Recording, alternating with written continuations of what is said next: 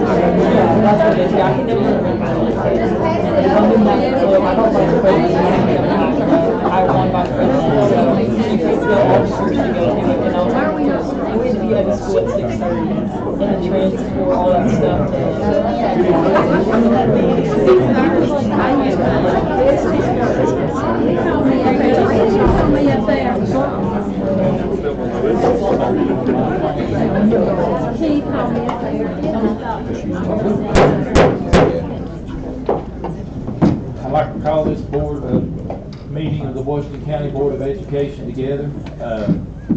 After a moment of silence, I'd like for our new student board member, Mallory McClellan, to lead us in the Pledge of the Flag.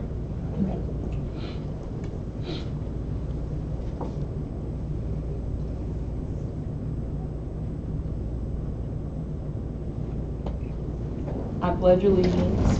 Oh, I'm sorry. Oh my God. Please stand up. Okay, please. I pledge allegiance to the flag of the United States of America and to the republic for which it stands, one nation, under God, indivisible, with liberty and justice for all. Thank y'all for coming.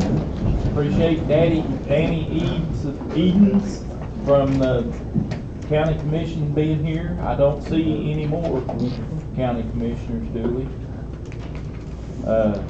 Teachers, appreciate you, principals. First thing on the agenda is the director's contract. You all have a copy. Jennifer give you all the changes that was in it that we voted on last month, and I need a motion to accept it. Motion. Second. Any discussion? Let's go back and back pay him to when the teachers got their raise. That is correct? Yes.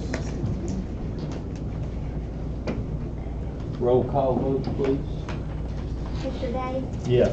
Mr. Hammond? Yes. Ms. Dillinger? Yes. Mr. Flinger? Yes, ma'am. Ms. Buchanan? Yes. Mr. McLean? Yes. Mr. Ganger? Mr. Irvin? Aye. Okay, Mr. Flannery, you're good for another year.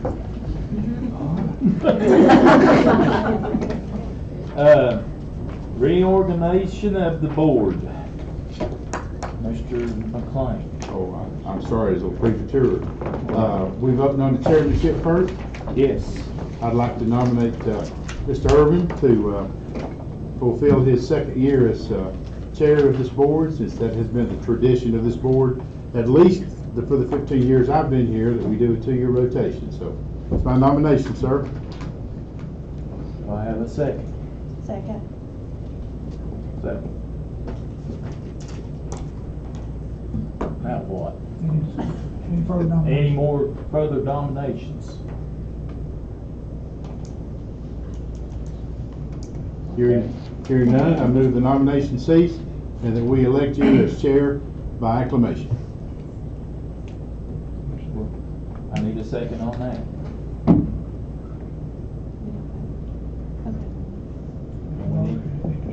We need a second on that. Oh, second. Okay. Any more discussion? Roll call vote. Mr. Hammond? Yes. Ms. Dillinger? Yes. Mr. Flinger? Yes, ma'am. Ms. Ms. Buchanan, Yes. Mr. McLean, Yes. Mr. Ganger, No. Mr. Day, I'm gonna say no. Mr. Irvin. I'll say yes. Particularly like voting for myself, but I will. Okay, now I need a nomination for vice chair. I'd like to nominate, Ms. Buchanan. Ms. Buchanan. Okay, do I have a second? Second. Second. All right. Discussion? Seeing none, roll call vote, please. Ms. Dellinger, Yes. Mr. Fleener, Yes, ma'am. Ms. Buchanan, Yes. Mr. McLean, Yes. Mr. Ganger, Aye. Mr. Day, Yes. Mr. Hammond, Yes. Mr. Irvin. Aye. Well, what's next? I don't have, what is it? Should have a list. Parliamentarian. I don't have it, do I?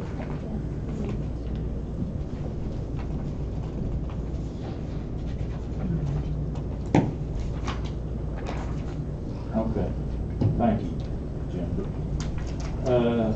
Clerk, I make a motion we elect Jennifer Moore as clerk. Second. I have a second. I ain't gonna ask for no discussion. Roll call vote on that. Mr. Fleener, Absolutely. Ms. Buchanan, Yes. Mr. McLean, Yes. Mr. Ganger, Aye. Mr. Day, Yes. Mr. Hammond, Yes. Ms. Dellinger, Yes. Mr. Irvin. Parliamentarian is Mr. Flannery. Do I have a motion that we keep him as that? So moved, Mr. Chairman. Okay, I have a second. Second. Discussion? Dr. Flannery, you okay with still doing that? At the usual rate of pay, yes, Okay. which is 0.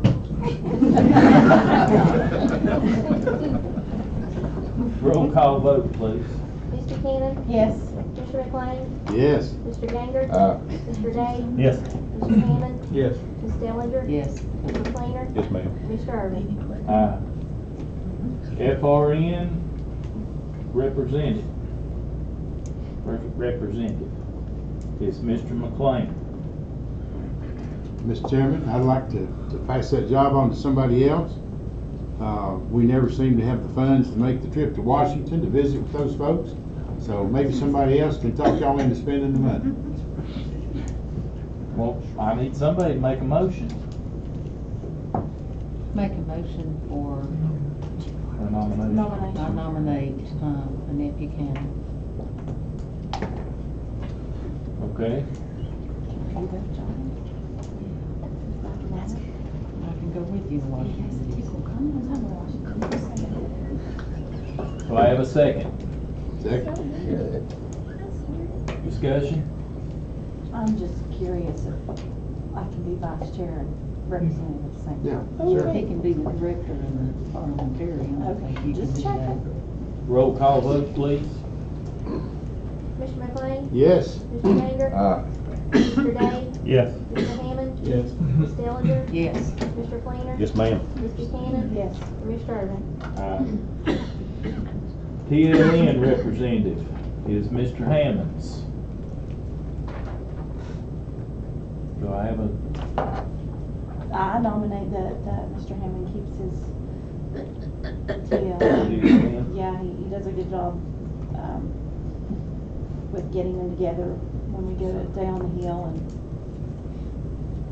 and getting in touch with them. Do I have a second? I second. Any discussion? Roll call vote? Ms. Buchanan, Yes. Mr. McLean, Yes. Mr. Ganger, Aye. Mr. Day, Yes. Mr. Hammond, Pass. Ms. Dellinger, Yes. Mr. Fleener, Yes, ma'am. Mr. Irvin. Aye. Thank you all. The board is set. Next on is consideration of the consent agenda. I move that we accept the consent agenda. Second. Second. Did they already do that? Discussion? Roll call vote, please. What? D, I've not even seen that. I'm sure it's in my Dropbox, correct? Has it just got in there today? In order to discuss it, you'll need to request that the chair move that to the regular agenda, which is easily done. It doesn't even require a vote. I'm sorry to be a stickler, but I am the parliamentarian. Highly paid. Overpaid. Just as an aside, it's Okay. state law, we have to do this. Understand. Do you wanna move it, or do you wanna leave it alone? Leave it alone. Okay. I didn't even see it. Roll call vote on the thing? Mr. Day? Yes. Mr. Hammond? Yeah. Ms. Dillinger? Yes. Mr. Fleener? No, ma'am. Ms. Buchanan? Yes. Mr. McLean? Yes. Mr. Ganger? Aye. Mr. Irvin? Aye. Okay, consideration of the meeting agenda. Mr. Chairman, I move for approval of the consideration of the meeting agenda. As amended. As amended. As amended. Second? Anybody gonna second it? Second. Okay. What is in green is added and what is in red is taken off, correct? Should be correct. Just to make sure. Any discussion? Roll call vote, please. Ms. Dillinger? Yes. Mr. Fleener? Yes, ma'am. Ms. Buchanan? Yes. Mr. McLean? Yes. Mr. Ganger? Aye. Mr. Day? Yes. Mr. Hammond? Yes. Mr. Irvin? Aye.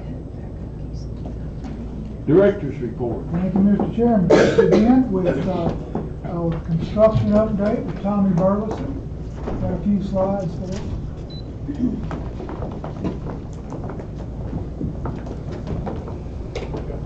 I just thought the last one was the last one. This might be the next to the last one. We've not got the punch list while this is coming on. We've not got the punch list worked down. Just a couple of very minor items. The contract's 99.67%, and the site works 99.67. The school is 97.53. The majority of that's work that has been done and completed, but just hasn't been, the subcontractor hadn't built Burwell yet. So it's all pretty much committed, it just hadn't been built. It's just a picture of the C and D wing showing you that the grass is growing. It has been mowed a couple of times now, it looks pretty good. These are your freezers.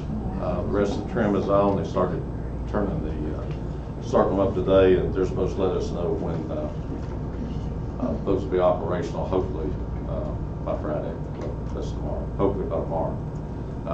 But we'll keep you posted on that. A couple other items. Once they got into school, we noticed there's a couple areas that need some additional security cameras, and there's, I think, 5 additional security cameras getting ready to go in. And the only, what I would consider a major issue we've got out there right now is we got 2 small leaks in the hydronic piping system, and they're simple to fix, but we just have to shut the system down and drain it. And they're either going to do that tomorrow, Friday evening, so they got all weekend, or next Friday. Okay, it's just a minor thing. But other than that, things are working on pretty well. All the little leaks and drips and lights that didn't work and humidity controls, I think we got them squared away. And I'll be more than happy to answer any questions. We're gonna miss you. I'll miss being here. You can't come. There might be one more, but I appreciate it. Thank y'all. Thank you. Thank you. Thank you, Tommy, for all you've done. Mr. Chairman, under Tennessee School Accountability Protocol, there are 6 designations. The lowest is priority school. Washington County has no schools in that category and never has. At the top of the protocol are what the state calls reward schools. And Washington County this year has 5 of these, comprising a full 1/3 of the schools in Washington County is now a Tennessee reward school. We want to gonna take a little time, if y'all just bear with us, we'll get some pictures made. We've got people here from all 5 of them, and we'll get the board behind them and get some folks up, and we're gonna tweet this out and put it on the website and send it to the media, and maybe we can take a picture too.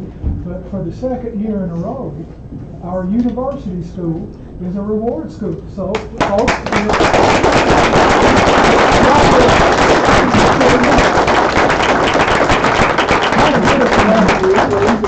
let's move around and get a picture made. Do this right. Bill, are you coming? Yeah, just come on out front. Okay, I was like, Yeah, what? you need to go?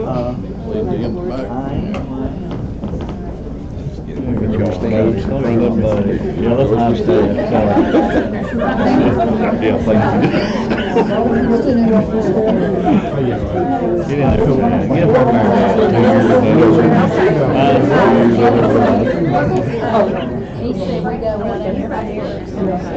Oh, we got a daggone photographer right here now. So Guys, can you call in behind them there? okay, yeah. You don't need to sign it.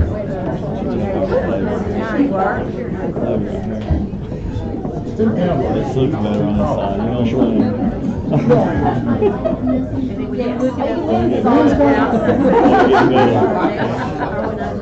Here you are.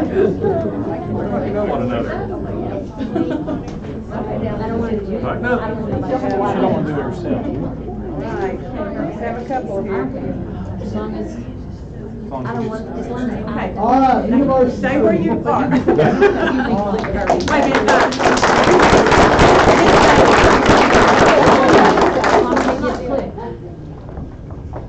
You're better with the phone. You taking a selfie?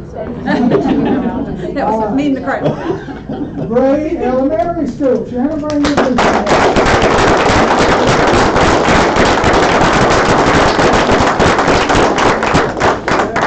Shannon, tell us who all you got with you. I have Tammy Langston, our assistant principal, Dr. Melody Blevins, our special ed K4, and Beth Lennon, 3rd grade, and Lindsay Tipton, 2nd grade. All right, come on up there and get the picture. That's pretty quick. Yes, it is.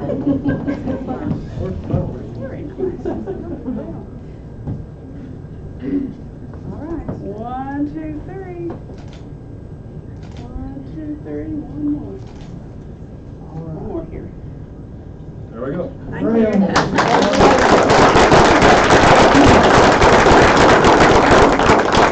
Diana and Sharon from Sulphur Springs. Our principal couldn't be here, but Sulphur Springs Elementary School.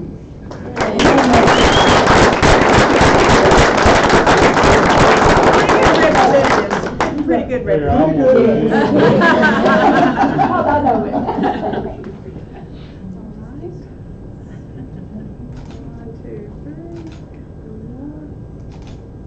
All right, Sulphur Springs. And as Mayor Vest is so proud to point out every time he gets in front of people, Jonesboro Middle School.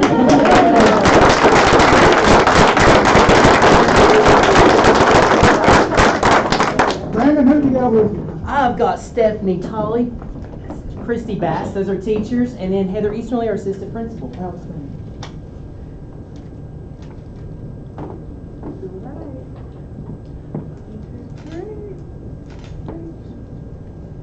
T-shirts. All right.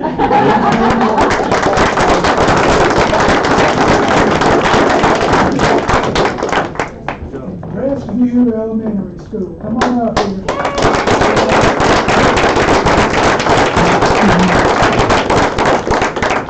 Robin, who I got with you?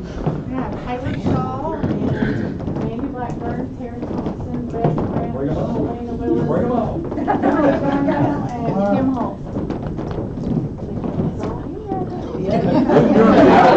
Everybody's still in limestone.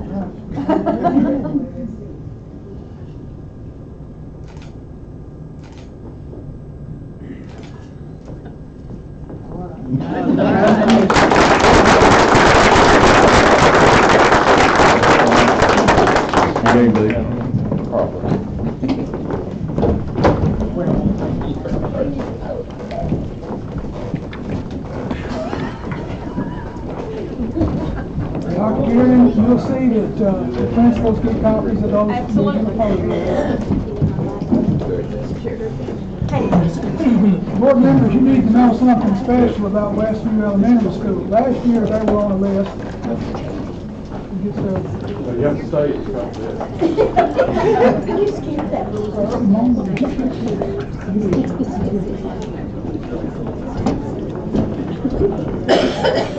Oh, we're lying down. Let them in here, boys. Are we reassigned? Do the best we can, boss. Thank you. Members of the board, you need to know something about Westview Elementary School. Last year at this time, we had to announce that they were on something called the Additional Targeted Support List. That's not a good thing. There were, I believe, 9 schools in northeast Tennessee that made the Additional Targeted Support List. Only one went all the way from that list to reward school in all of northeast Tennessee, and that was Westview Elementary School.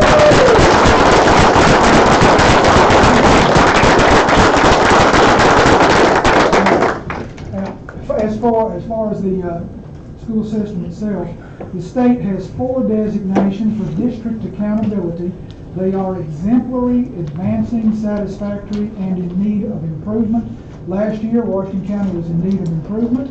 For the 18-19 school year, Washington County moved up to advancing. To give you an idea of how difficult that was, only one system east of Knoxville was exemplary, and that's Rogersville City. And that school system, Grandview Elementary by itself is bigger than that entire school system. So we moved up 2 spaces in 1 year, and that takes 1,300 people to make that happen. So I'm not proud of Washington County Schools. And we've got to bring some doctors up here to talk about the rest of the day. Dr. Myers, Dr. Hyten, Dr. Keys, come on up.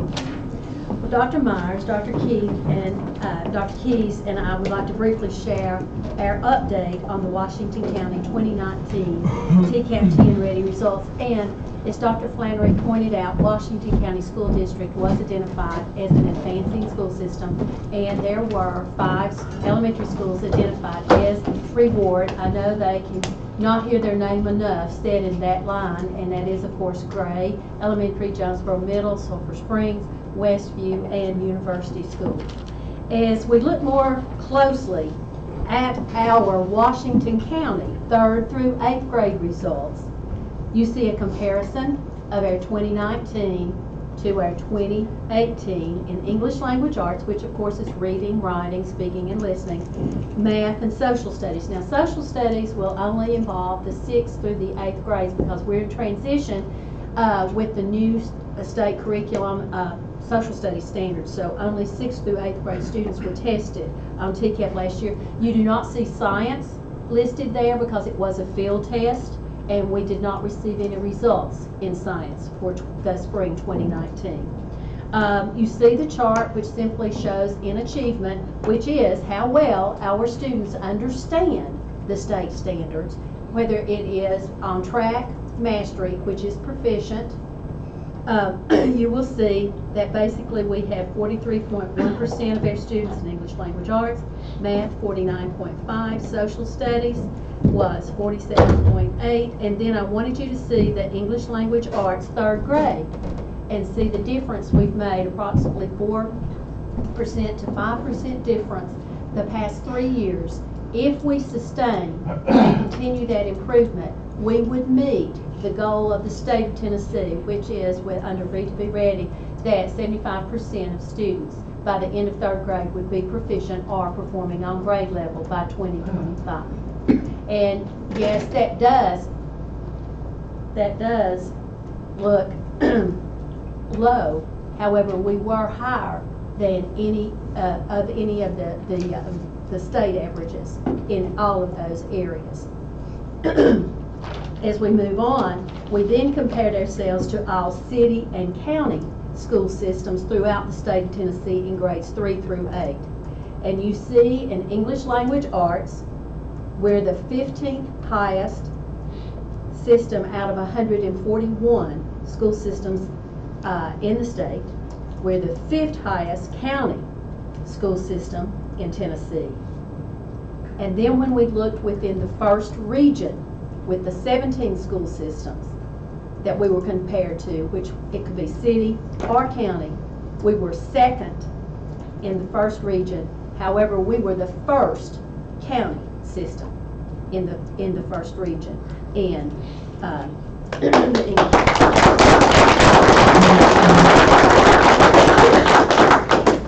we charted this so you could just see the comparison, so we'll give you just a second to look. This, of course, is within the first region with the 17 school systems.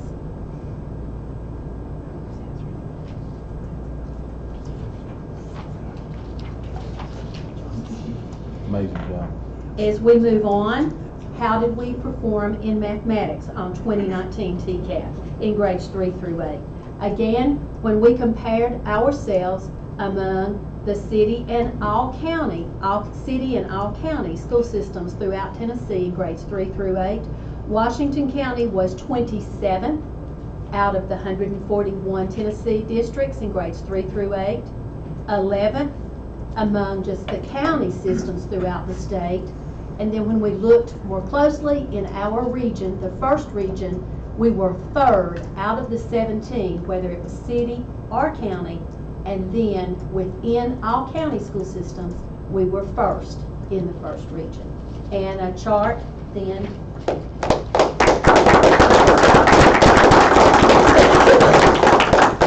showing you the results of Washington County within the region. In social studies, again, Tennessee is transitioning to the revised curriculum standards, so only grades 6 through 8 were tested, and as you look at that, Washington County was 33rd among 141 Tennessee districts, grades 6, of course, 6 through 8. 11th when you look just at the county systems. Then when we look within our region, our 17 area districts, we were 9th. But then when we looked at just the county systems, we were 2nd. In looking at value added, all right, value added, what you looked at just a few months ago, achievement. How well did our students understand the curriculum standards?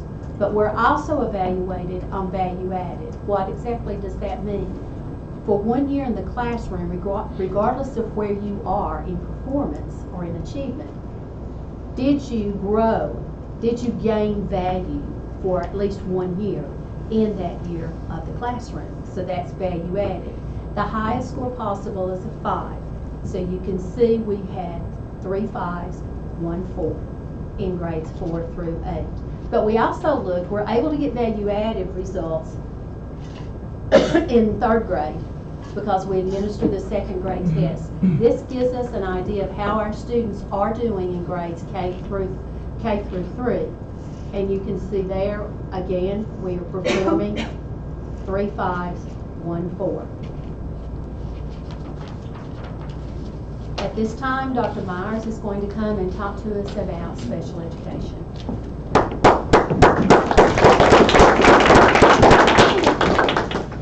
Before I start this, I want you to look at this graph and just kind of understand what we're looking for. This is just specifically students with disabilities. They're also in the data that Dr. Kite just presented, but this is pulling out that subgroup specifically. We, of course, want all of our students to be on track to master, which is the green. That's the goal for every student every year. But we also realize that this is the same test, the same expectation for everyone, so that we're looking at growth and understanding the importance of that too. So when we look, we also want to track the number of kids who are approaching and below, so that we can expect those kids to be moving in proficiency levels from year to year. This year, our students with disabilities in ELA, the bolded column is what we did this year, and then we compare it to 2018. We went up in ELA grades 3 through 8, and just like Dr. Kai was saying, our students with disabilities, excuse me, in grade 3 did fantastic. That's a relative strength for us. Our 3rd grade teachers are just doing a phenomenal job with all of our students. Math, we went a little bit down, but we're still, I haven't seen the first region subgroup, for this year, but for last year, we were ahead of the first region. I don't know what that'll look like this year for the first region. Our high school data, it's the same. We're looking at those achievement levels. Our English 1, which is that English 9, we had 6.9% of students who were on Tracker Master. But the good news there is if you see all those kids who are approaching, there's really high hope there that grade, level will move on to on Tracker Master with the next testing round. English 2, we saw 15%. So, and that was good growth compared to last year's. The math is a little bit of a different story. This is an area that we are being very intentional about and looking at. Algebra has historically been a challenge for our students, and it's proven to be that way again this year, but we are continuing to work with those scores being what they are. We still were able to show growth. So last year in English, we went from 3.8% on Tracker Master in English 9 through 12 to 11.2. So I'm very, very proud of that growth. Even those numbers aren't where we want and they look really low, I'm very proud of the work that was done there. And then also in math, we made great growth, 3.5% to 6.5. Our geometry saw a lot of growth this year. So the numbers aren't where we want them to be, but I'm very proud of our students and our teachers and the hard work that everybody's doing, because I think our results are fairly good. So now Dr. Keith will do.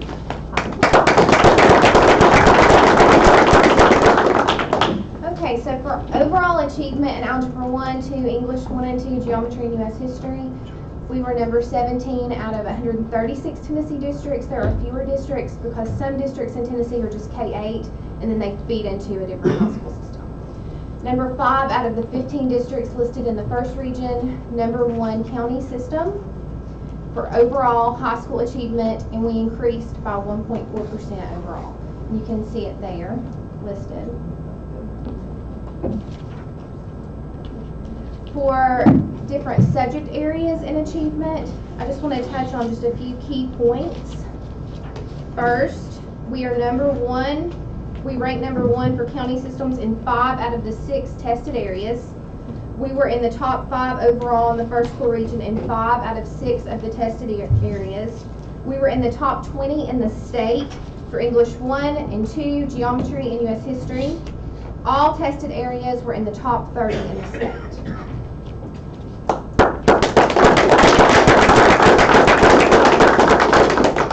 For growth, which is your value added, you can see that English 2 and U.S. History, our overall composite was a 5. So 5 out of the 6 areas we were a 3 or higher. We have some work to do in Algebra 2. We're working on that. It's been a challenge for us in that area, and we've got a plan. Our overall value added for our high schools, all of them are a 3 or higher, with David Crockett being a 4. Graduation rate, we are very proud of our graduation rate. It's at 94.54% for the county.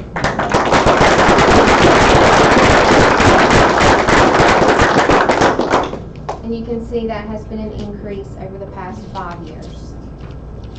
We are very proud of the work our high schools are doing. Any questions for Dr. Keys? Yes, please. Yes. Okay, at the 94.5% graduation rate, how many more is ahead of us in the state? I know there's some in the state that's 50 and 60%. We do not have access to that ranking Not yet. yet. We will probably sometime in October. We'll see where we are. I think that's going to be an interesting piece of information to see where we rank across the state in the graduation rate. I think, based on what I've known for the last 15 years, I think right there we have something to be very, very proud of. Yeah, that's an all-time record for Washington County. Thank you. Any other questions for the supervisor? Just want to say thank you for all three of them have done a great job. Your whole system has done a great job. We're doing some great things out there. Thank y'all for the hard work. The annual agenda calls for a beginning of the year report. Students returned on August the 5th, but the professionals got back a whole lot sooner. The principals and support staff began their year way back on July the 22nd with the return of administrators. Our new teachers were brought in on July the 24th for 3 days of intensive in-service training. And on July the 29th, the entire professional staff, that's about 650 people, gathered at Crockett for our opening day in-service meeting. I think some of you were there. If you weren't, it was one interesting day. And I think that's an understatement. On July the 30th, you probably heard that we had Industry Visit Day. Every teacher, administrators, and most of our supervisors visited 49 different businesses and industries in this area. I personally visited Reinhardt Foods, which is one of our primary food vendors for our food service program. We had a great day. Later that day, every teacher and administrator reported back to the school and reported out. And by all accounts, it was a great experience. And we're going to do it again next year. Had nothing but good comments there. Dr. Flannery, I'll reiterate that. Please. Good feedback on that. Good. Good feedback. I didn't hear a single negative word. Not one. Good program. I think the 49 businesses uniformly enjoyed having us. They love bragging about what they do and teaching us about what they do. And there's no downside. The kids will benefit from this. The first day of school was a half day on August the 5th. Today is our 23rd day of school. Mallory, you've only got 157 days of high school left. By all accounts, the opening was very smooth, one of the smoothest I've been associated with, and I've been here a while. Our numbers have increased since the same time last year. I've got actual numbers by school here, and I think this is something y'all been waiting on seeing. I promised that we'd look at them after Labor Day. It's after Labor Day, so it's time to look at the numbers. We are up, as of a few hours ago, 104 students over the same day last year.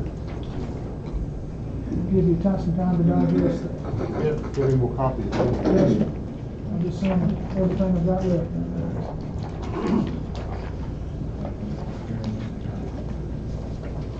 If you've got any questions as to what the repercussions of that are budget-wise, Brad can talk about it. You want to talk about overloads or class size, we can talk about that. Any questions you might have concerning school size, we can discuss it. I would remind the board that the budget was predicated on the loss of 90 students. That's what we forecast, and we're up 104. That's almost a 200 student swing. We've had to add some people back. Brad tells me, his words, we're out of money. So, we're down to what I like to call maternity leave and knee replacement money. That's the people that go out on maternity leave and get knee replacements. So we've got to hold some money back for sick leave. So we've got a few kindergarten classes that are up around 21. Minimum wage, we might live with it. We've got some middle school classes that are high 20s, maybe even 30. That's where we are. High school is probably in pretty good shape. But we did add the federal money we had from what's called CSR teachers, classroom size reduction teachers. We used up every bit of that. Went back into the general fund. I will say frankly that Boones Creek Elementary, we don't have enough staff there. We need some additional staff members there because the school is so much bigger than what we thought it might be. More than 700, as you can see, it's 828. That swing is incredible. We need to add some staff there. It may have to wait until the next budget. We'll just see how maybe sales tax comes in. We could use a guidance counselor there, which is unheard of for us, putting 2 counselors in elementary school. That's where we are. So it's a good problem. I know that Johnson City's up. I talked to their superintendent a week ago. He said they're up about 70. So not really a lot of difference there, but the needle will swing in our favor just a little bit. Brad, about when will the BEP numbers start hitting because of this uptick in numbers? It won't be immediate. We won't get immediate funding. So these numbers will need to hold through what we call periods 2, 3, 6, and 7 in this upcoming year to affect the FY21 BEP. If they do hold, then absolutely that's going to help us out with the BEP for next year's budget. As far as the ADA split, we'll just have to see it just if these numbers hold, and let's say Johnson City gains 70, we gain 100, then obviously that needle on the ADA split will swing more towards our favor in the percentage. Now, with the Boones Creek Elementary School. I don't have the figure, but I'm told there is a number of Johnson City students that has came there. From a funding perspective, that's double good on the ADA. Any questions from the board for me or any supervisor? Kathy Cox is here, she watches those numbers not daily but hourly. I guess my only question might be, Westviews, why are we, is there an explanation why it's dropped 26? Other than the fact that it was projected to drop about that much, you know, and you look at Lamar, they're down a little bit. South Central miraculously held almost neutral. We were expecting a drop there. I guess the only explanation I have is the birth rate's down there in the county. You know, maybe the big 8th grade left but. You know, it tends to kind of even out. You really see those bubbles in the high schools because there's so many grades in the K-8s. For the high school, I guess it's just a birth rate thing. Is the virtual academy, did we just lose 8 students and getting back? That's so fluid, you really don't even look at it. We'll have 37, 29 today, and tomorrow it might be 39. Okay. And then 2 weeks from now, it might be 15 because they graduate, they come in. Okay.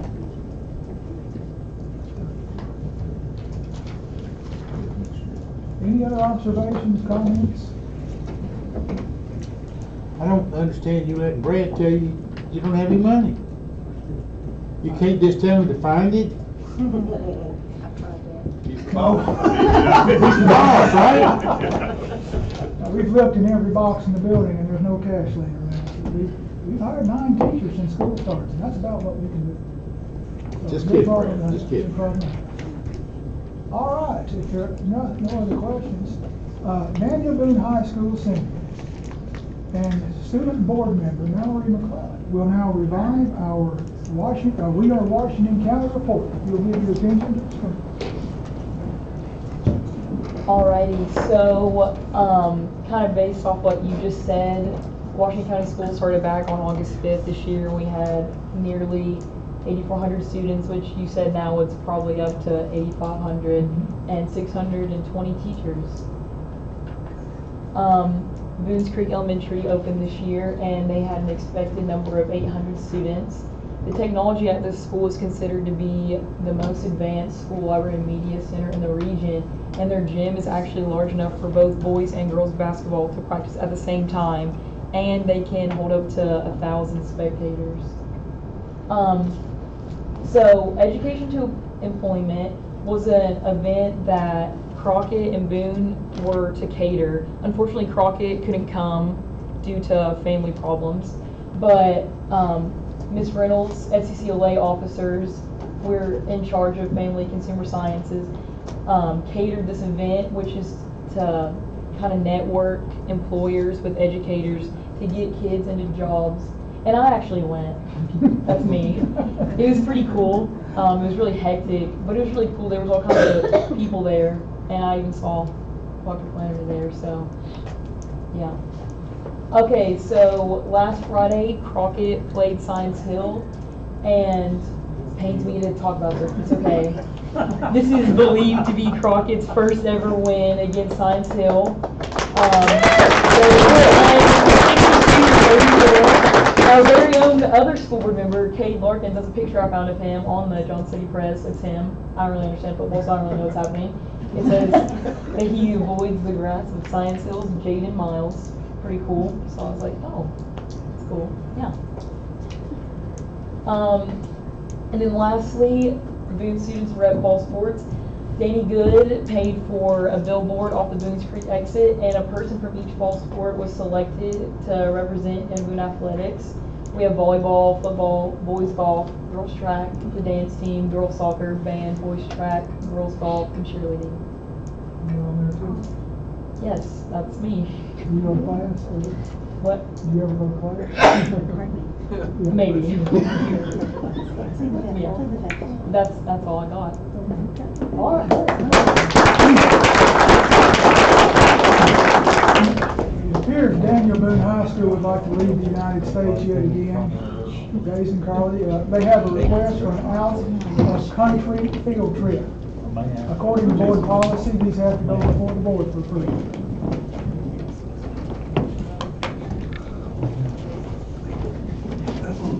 thanks for giving us time to come on today. I'm Mallory. Hey. She does go to class, I've seen her in class. We went to Costa Rica in May of 2018 with 13 students. And just the kids came back with an incredibly memorable experience. They were able to visit a coffee plantation. We saw millions of acres of pineapples. We saw thousands of banana trees with bags over the bananas because that's what they do for export. I know I learned a lot, and I guess Jason probably did too. So it was an amazing experience. So our goal is to go, we're starting early, hopefully to be able to get the word out early so that we can have more time for payment plans in order to help spread out the cost of the trip over a longer time than we were able to do last time. So we're going to go back to Costa Rica. We'd like to go back to Costa Rica with your approval in the first part of June of 2021. So we're a year and a half out. Similar trip, a little shorter. Jason can give you more details probably. It's actually a day longer than what we planned on, or than what we did last year. Last year's was 8 days. This one we're planning on 9 days. So I'll skip ahead here. The original date that we had was May 25th, so we pushed that back to June 1st. You can see some of the places that we've got here that we're planning to travel to. This trip is similar to the one that we went to last time, but we are hitting a few different places, a few different activities that we've got. I'll give you guys a couple of the highlights. We will fly out of Tri-Cities. That was one of the big deals that we made last time, and it could not have worked better. We met our students at Tri-Cities Airport at about 5 o'clock in the morning, which was very early, but we got on an airplane in Tri-Cities. We spent about an hour and a half in Atlanta, and by a couple hours after lunchtime, we were in Costa Rica. It couldn't have gone smoother. When we got back, parents were waiting for us at Tri-Cities. I'll tell you guys a good story. We got delayed 2 hours in San Jose because our pilots got back 2 hours later than they anticipated.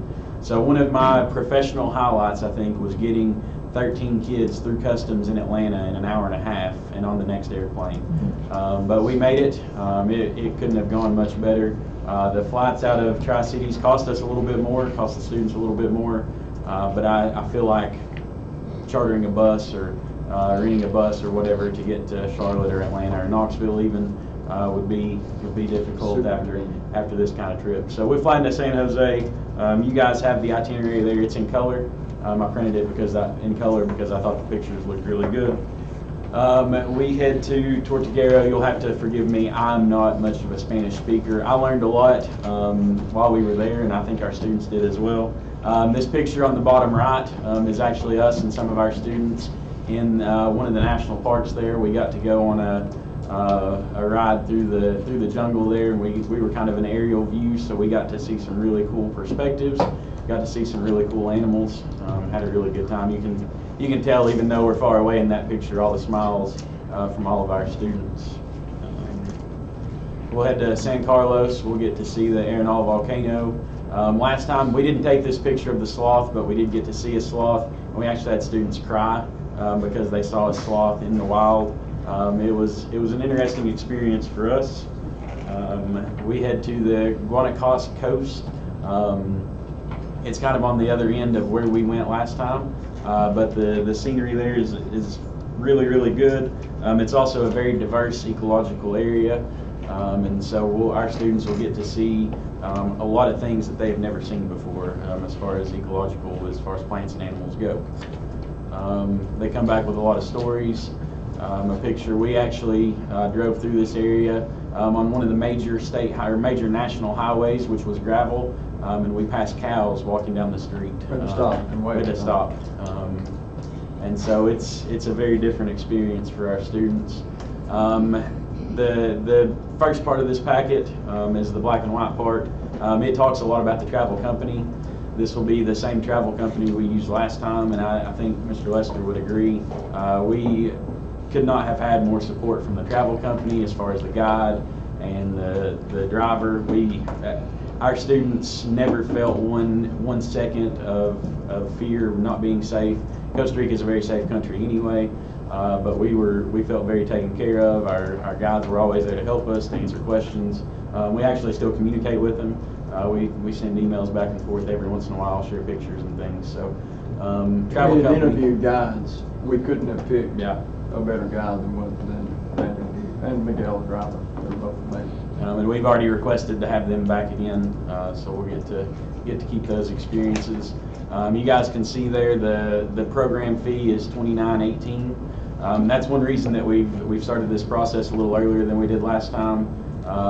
That puts the payments right around $145 a month, which is a good price. It's a lot of money for a lot of people, but it makes it much more affordable instead of just chunking out almost $3,000. You can see what's included there. The only thing that's not included, and it says it on the paper that I gave you guys, sometimes lunch isn't included, but they allow us to go out and get authentic meals, especially during lunchtime. That pays for our tour manager, it pays for all of our activities, it pays for our bus, any excursions we do. I'll throw in one thing on meals too. Last year, we did a reforestation project in a it's kind of like a county, I guess a province. It's called SEP. And you can actually see on the internet over the last few years how that area's been reforested. But at the end of that time, we were doing something else, and our guide, Daniel, communicated with someone from Serapequa, a local family, and we actually went to their outdoor kitchen the next day, and we had a cooking lesson with them. We went back the next day and actually ate, for real, food prepared in their outdoor kitchen. It was an amazing experience. The kids really went crazy about it. It was a very neat experience. Mr. Chairman, I'd like to move for approval of this trip. Second. I just wanted to ask, what is your ratio of chaperones to students? It's usually 6 students per chaperone. We're hoping for 18 to 20, and Ms. Zilke, our Spanish teacher, is agreed to go with us as well. So. Anybody else? I have one other question. Did you have any financial problems last year before the trip, having kids get ready? No financial issues. You know, the money doesn't go through us. They set it up with the travel company, and they can choose to have the payments auto drafted, or they can make big payments every 3 months, however it is they choose to do it. So everything went smooth, even the financial part? Oh, yeah. That's good. I want to thank you guys for what you're doing for those kids. I don't know how it could have been better. Because it's a great opportunity for them to get out of this area and expand their horizon a little bit. You know, everything that I've read about it says that the students come back completely different, and we travel a lot, and so I thought it'll just be another trip, but it was really a once in a lifetime trip. Some of those students had never been on an airplane before, and so it was really cool to see some of those experiences as well. So they came here and shared some experiences with you guys too. Yeah. We want you to do that again. Definitely. And just like last time, you guys are welcome to come with us. 2,900. Mr. Urban almost came last time. You missed too much school already. What was your guys' favorite part? Favorite part? It would be hard to pick a favorite part. Zip lining was cool, but I'd say the coffee plantation. We got to, we're agriculture nerds anyway, so we got to see the coffee from when it's harvested to a nice authentic cup of Costa Rican coffee, which has spoiled me. I've not drank anything but Costa Rican coffee since. Me either, except for some from Hawaii. My daughter brought me. Where you find Costa Rican coffee? Amazon. Oh, okay. Yeah, we can actually get coffee from the place we went. Yeah. It's pretty cool. Okay, roll call vote on this, please. Mr. Day? Yes. Mr. Hammond? Yes. Ms. Dillinger? Yes. Mr. Klinger? Yes, ma'am. Ms. McKenna? Yes. Mr. McLean? Yes. Mr. Ganger? Aye. Mr. Irvin? Thank you, boys. Thank you guys. Thank you very much. Thank you. Board members at their stations, there is a folder containing some information about drinking water. A local citizen compiled this for each of you, asked that I distribute it to the board, and I have done so at his request. If you have any questions, we can take those. And lastly, this year, and I only learned this today, is the 80th birthday of South Central Elementary School. And they're planning a major celebration. Here's a flyer on that. Unfortunately, it's the same night as the October school board meeting. How dare they? Yeah, it's for planning on their part. Although, just putting this out there, you could have a board meeting at South Central this summer. I make a motion, we do something different.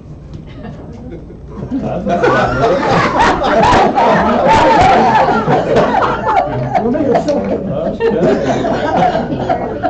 Well, what is it? That's what I'd like to know. I mean, you want me to get up and dance a jig? That'd be different. Maybe we can Skype something. That's the president.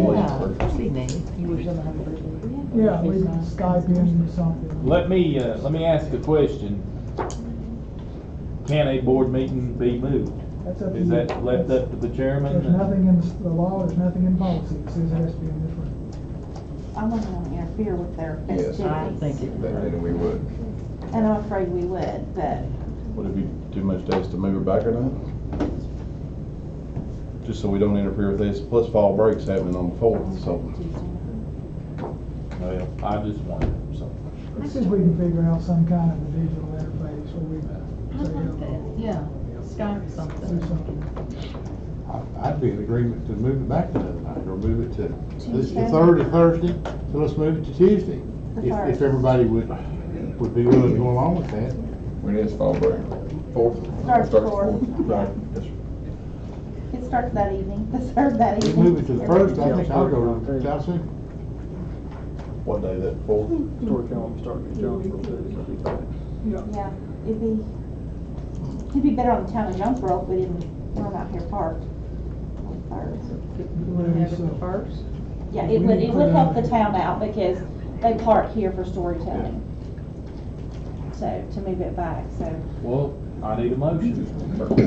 I make a motion that we move our October board meeting to October 1st. Mr. Chairman, I second that motion. I have a motion and a second to move the board meeting to October the 1st. Any more discussion? Yeah, Do what? that'd be easier on next month's school board. Okay. Roll call vote on this motion? Mr. Hammond? Yes. Ms. Dellinger? Yes. Mr. Fleener? Yes, ma'am. Ms. Buchanan? Yes. Mr. McLean? Yes? Mr. Ganger? Mr. Day? Yes. Mr. Irvin? Aye. And I'll tell JW to expect 9 additional tests. And that concludes my report. Thank you, Mr. Flannery. Request to address the board, Ms. Smith. She's not here. Committee reports, athletics. That should be in your Dropbox. We have one recommendation. The committee recommends to provide a supplement. Oh, yes, so sorry. Okay, so the motion. The report is in the Dropbox, so I would like to make a motion to accept the report. Have a second? Second. Discussion? All those in favor say aye. The committee has one recommendation to provide a supplement of $500 to participating middle school, which there's 8 schools, cross-country programs for this year. Fall Branch and South Central do not have one, and I put that in the form of motion. Second. Have a motion and a second. Discussion? That's how much money total? 4,000. Did anybody ask Mr. Hale? He's got a habit of saying no. You'll find this. I'm just going to check with you, No Mr. one Hale. asked me, but if you're talking 4,000, that would be go into the main teacher line, where we have 400+ teachers that are fluid, where we have some leave and some come back, so. I just wanted to double check. Yeah, I with wouldn't you, be sir. concerned with 4,000 in that. We got a yes out of him, Dr. Flannery. Once in a blue moon, Mr. McLean. roll call vote, please. Mr. Hammond? Yes. Ms. Gallagher? Yes. Mr. Queen? Yes, ma'am. Ms. Buchanan? Yes. Mr. McLean? Yes. Mr. Ganger? Mr. Day? Yes. Mr. Irvin? And that's all I have. Okay, cost cutting committee report. Dave. There was a copy put in your Dropbox on Monday, I believe. Anybody got any questions?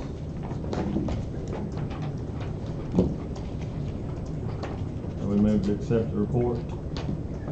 Need a second? Second. All those in favor of accepting the report, please say aye. I'm sorry.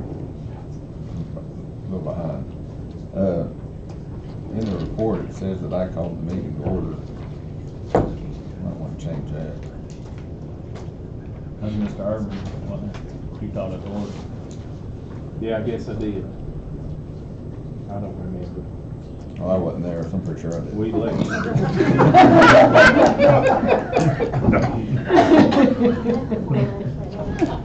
Jennifer said that before lunch. She was hungry. We did, you made no. No. You wanted Recommendations. Recommendations or nothing? so- No. Okay. No, not for, until we report back the next meeting. All right. Can I ask a question? Yeah. Those that were present, that's the committee then? The full committee, I guess? The people that were present? Yes, the top paragraph, that's the committee. I got a question then.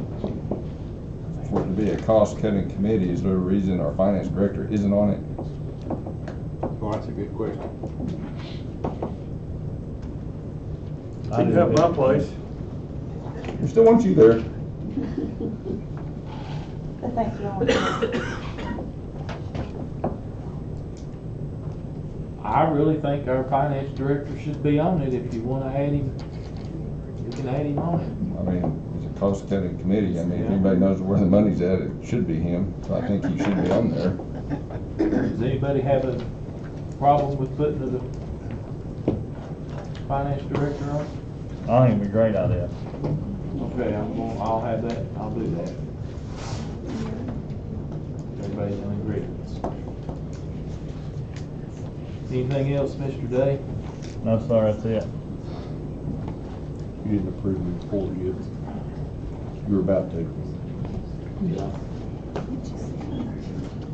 I need a motion, and we have a second. Do we have a second? Who seconded? Who seconded? You seconded? Okay. All those in favor of the report, say aye. Aye. All those opposed? Thank you. I have Mr. Flannery. Lloyd, did I overlook you, Jonesboro Kiwanis Club? I'm sorry, come on up. He saved me. Okay. Well, good evening. Good evening. Good evening. Last fall, I had the privilege of representing Kiwanis coming up here and handing you that big check. You got another one? You have another one? Well, we want you to come to the dinner dance on November 9th so we can. You don't want to see me dance. Why not? I'm Keith Urban, the poor dairy farmer, not the rich singer. You never know. You never know. Anyway, yes, I'm Louis Van Stavern. I'm the president of the Kiwanis Club. Mike Floyd's here with me. He's the incoming president. This is kind of my last public duty as president. But last year was the first annual dining and dancing for kids, and we're going to do it again this year. It's going to be November 9th at the McKinney Center again from 6 to 10 in the evening. We want to invite all of you to attend. We had a couple of people that are a lot younger than me that had a good time last year. They got stuck at the same table with me, but you know, it's a great night. There's a great meal, good music. There's lots of stuff to auction off. Yeah, you got to bring your checkbook. It's a fundraiser. But please put it on your calendars. Tickets will be available from Kiwanis members. They'll be available at the Senior Center. I'm sure if you say something to Dr. Flannery that he'll reach out to me and I'll make sure and get tickets to you. We would really appreciate it if all of you would attend. We have a lot of support from the Builders Clubs. We had, probably 40, 45 kids last year from all 3 Builders Clubs and both Key Clubs. They were the servers for the night. I think they had as much fun as all the adults did. Last year, our primary focus was the Chromebooks for the school system. This year, the primary focus is going to be the Isaiah House, which just got finished this week down the road here on East Main Street. It's very impressive. Anything above and beyond that, we're looking at helping with the bookmobile. Dr. Flannery and I talked about the bookmobile. And it works if, the community is there. So we're really asking everybody to do that. Put it on your calendars. Let's have some fun. How much are the tickets? Pardon? $40 for a single and $75 for a couple. Okay. All right. Thank you. Thank you. Appreciate you.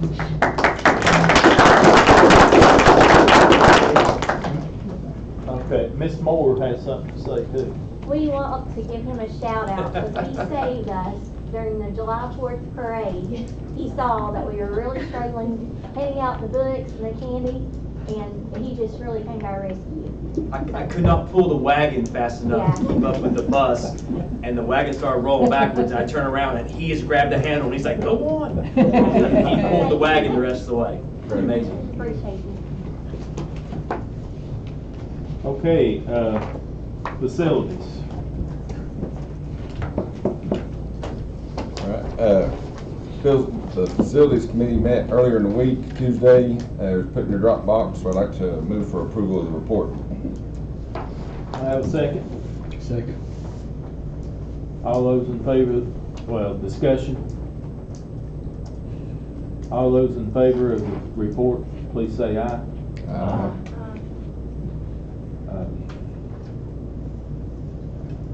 I'm lost. Motion carries. Motion carries, yes. Sorry, been a long day. Yeah, I'm trying. Go ahead, Mr. Gang. The committee had a couple of recommendations to Dr. Flannery to follow up on some items, so make sure you read the report if you haven't already and just make yourself aware of those.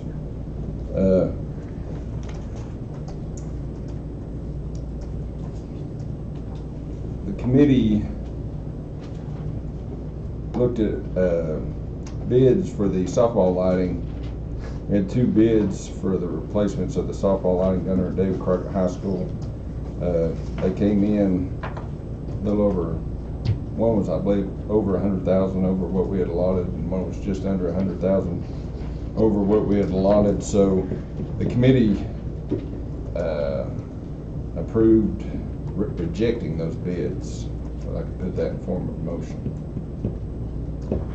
Okay, I have a motion. I have a second. Second. Discussion. So the bids came in excess of $250,000, if I understood it right. And Mr. Day said we ought to be able to get it done for a lot less than that. I'm not sure how. So what's the next step then if you reject it? Mr. Patrick, you want to address that?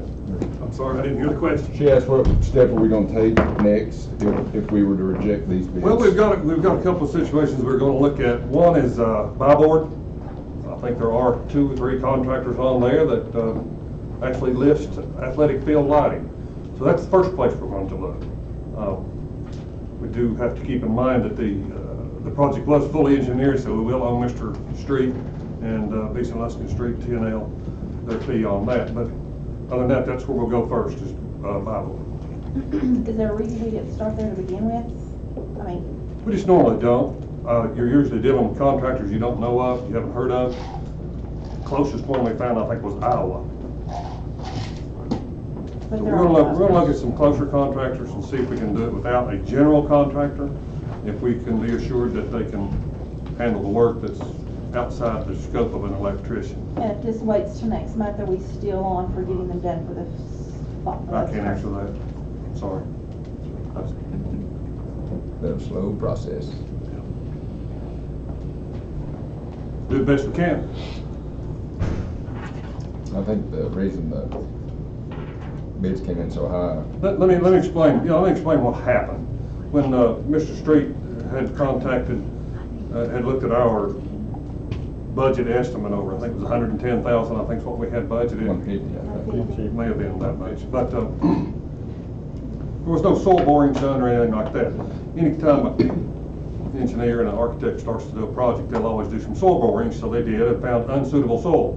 So instead of drilling the holes and sitting posts and tamping them in, there must be what we call a floating form or a large, it's actually 8 by 8 by 4 feet deep. And then they put a pier on it and bolt the pole to it so that the poles will not fall over.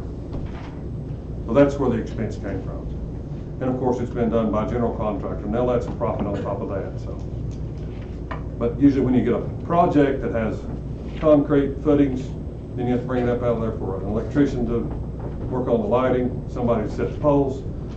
You get to coordinating some different trades, and sometimes it's better to have a general contractor. So that's what happened. Okay. I have a motion and a second to reject the bids. Roll call vote, please. Ms. Dellinger? Yes. Mr. Fleener? Yes, ma'am. Ms. Buchanan? Yes. Mr. McLean? Yes. Mr. Ganger? Aye. Mr. Day? Yes. Mr. Hammond? Yes. Mr. Irvin? Aye. I have a question. Can Okay. this be handled before next month? Will everything be in and brought back before us next month?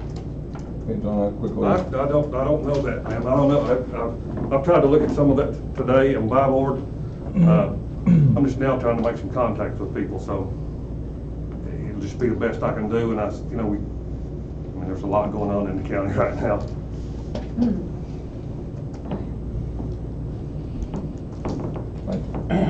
I guess the other option would be to find another $100,000 and go ahead and do it for $250,000. And it just seems very pricey to me for what we're trying to get done. Yeah, I think that's awful expensive. There's just 5 lights, aren't they, Philip? 5 poles? Four.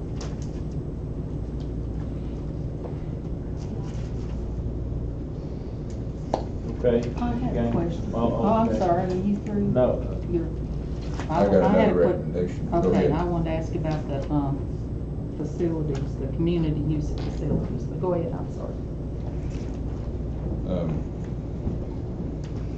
On my report, is that what you're asking? Yes. Go ahead. Well, it kind of followed in, or goes along with their policy. We had a policy on the community use of facilities too, so I was wanting to see, so. Our committee recommended to send it to policy, to tighten up the policy. Okay. That was for if you all remember last month, the lady from Boom Ballers came asking for a key so one of her board of directors could get in and out of the gym, and it was sent to facilities.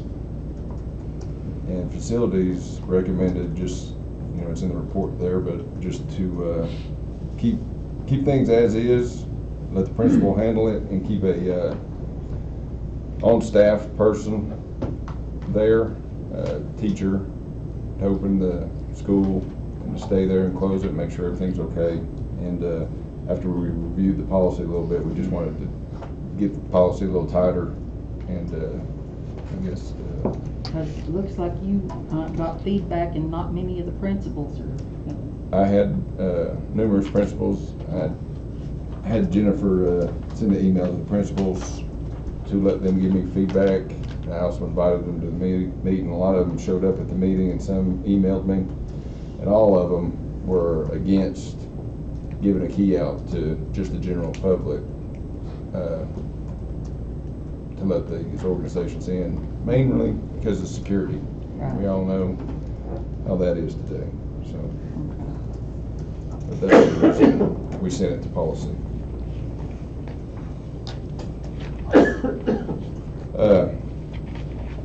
Principal of Ridgeview Elementary, Mr. Barnwell, he presented to the board or the committee, and he had a recommendation.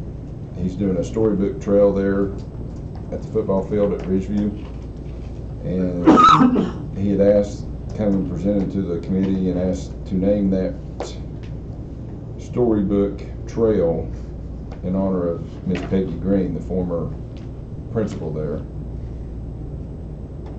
And the committee recommends moving forward with that, put that in form of motion. Second. Have a motion and a second. Discussion.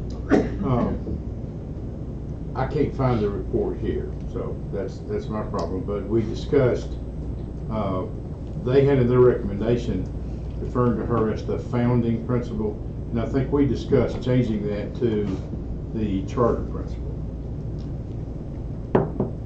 That her title was going to be on the plaque. So is your motion for the charter principal? In the minutes, it just says, I don't know that, was the motion specifically saying that, or were we just asking Mr. Barnwell to do that? I didn't think it was in the motion. Yeah, it was in discussion back and forth, and, I thought we said it was gonna let the board decide. I thought right here in the minutes, it don't say it. no, it don't say it. Well, I never have been able to pull up the minutes. I keep coming up with June 4 facility meeting.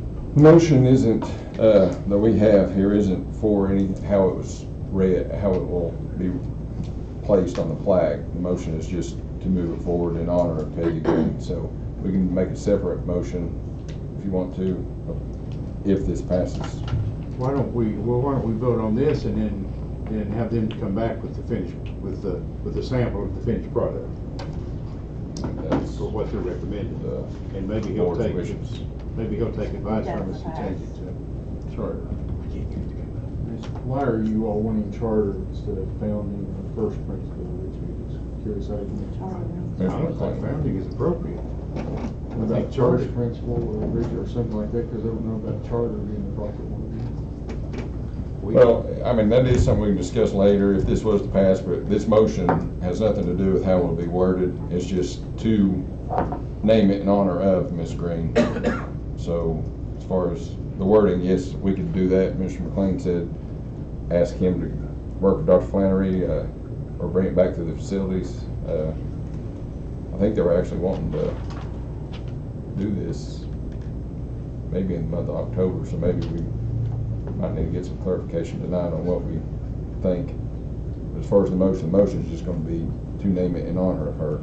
Mr. Chairman, I didn't make the meeting, but I did hear the same, that they would like to have this go through for October. Okay.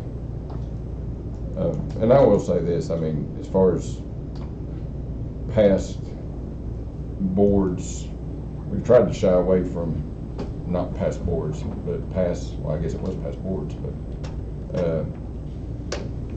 I worry about naming things like this after somebody because you're going to have next month or sometime in the near future somebody else wanting to name something at one of the schools for somebody. And I have nothing against Miss Green, awesome principal, but I am not for really naming things for people. And, you know, and I hate to put it this way, but you know, if they've passed or something, I can understand it a little bit better, but I'm not for naming things after living. Thank you, people. Oh, so she's still alive? Yes. Oh, yeah. She opened Ridgeview Elementary. She was the charter first opening principal and very good principal. I forget that Ridgeview so much now, remember like Fall Road. Yeah, a little bit.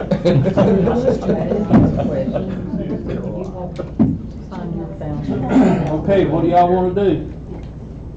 All for the question. Well, what do we? Just remind the motion is just to name it after Miss Green, and then we can further discuss what it says if it passes or whatever. But this motion is just to name it after Miss Green. Do I have a second on this motion? Judge Plainer seconded. Yes, ma'am. Okay. Roll call vote, please. Ms. Dellinger? Yes. Mr. Fleener? Yes, ma'am. Ms. Buchanan? Yes. Mr. McLean? No. Mr. Ganger? No. Mr. Day? Yes. Mr. Hammond? Yes. Mr. Irvin? Yes. Okay, before we move on, do you want to handle the wording or? Yeah, let's stay on this right now. Let's get it done. Mr. Barnwell, his initial, and Jennifer, you don't happen to have that sheet? Oh, actually I do, never mind. How about that? I'm ready. I think it's in here, what?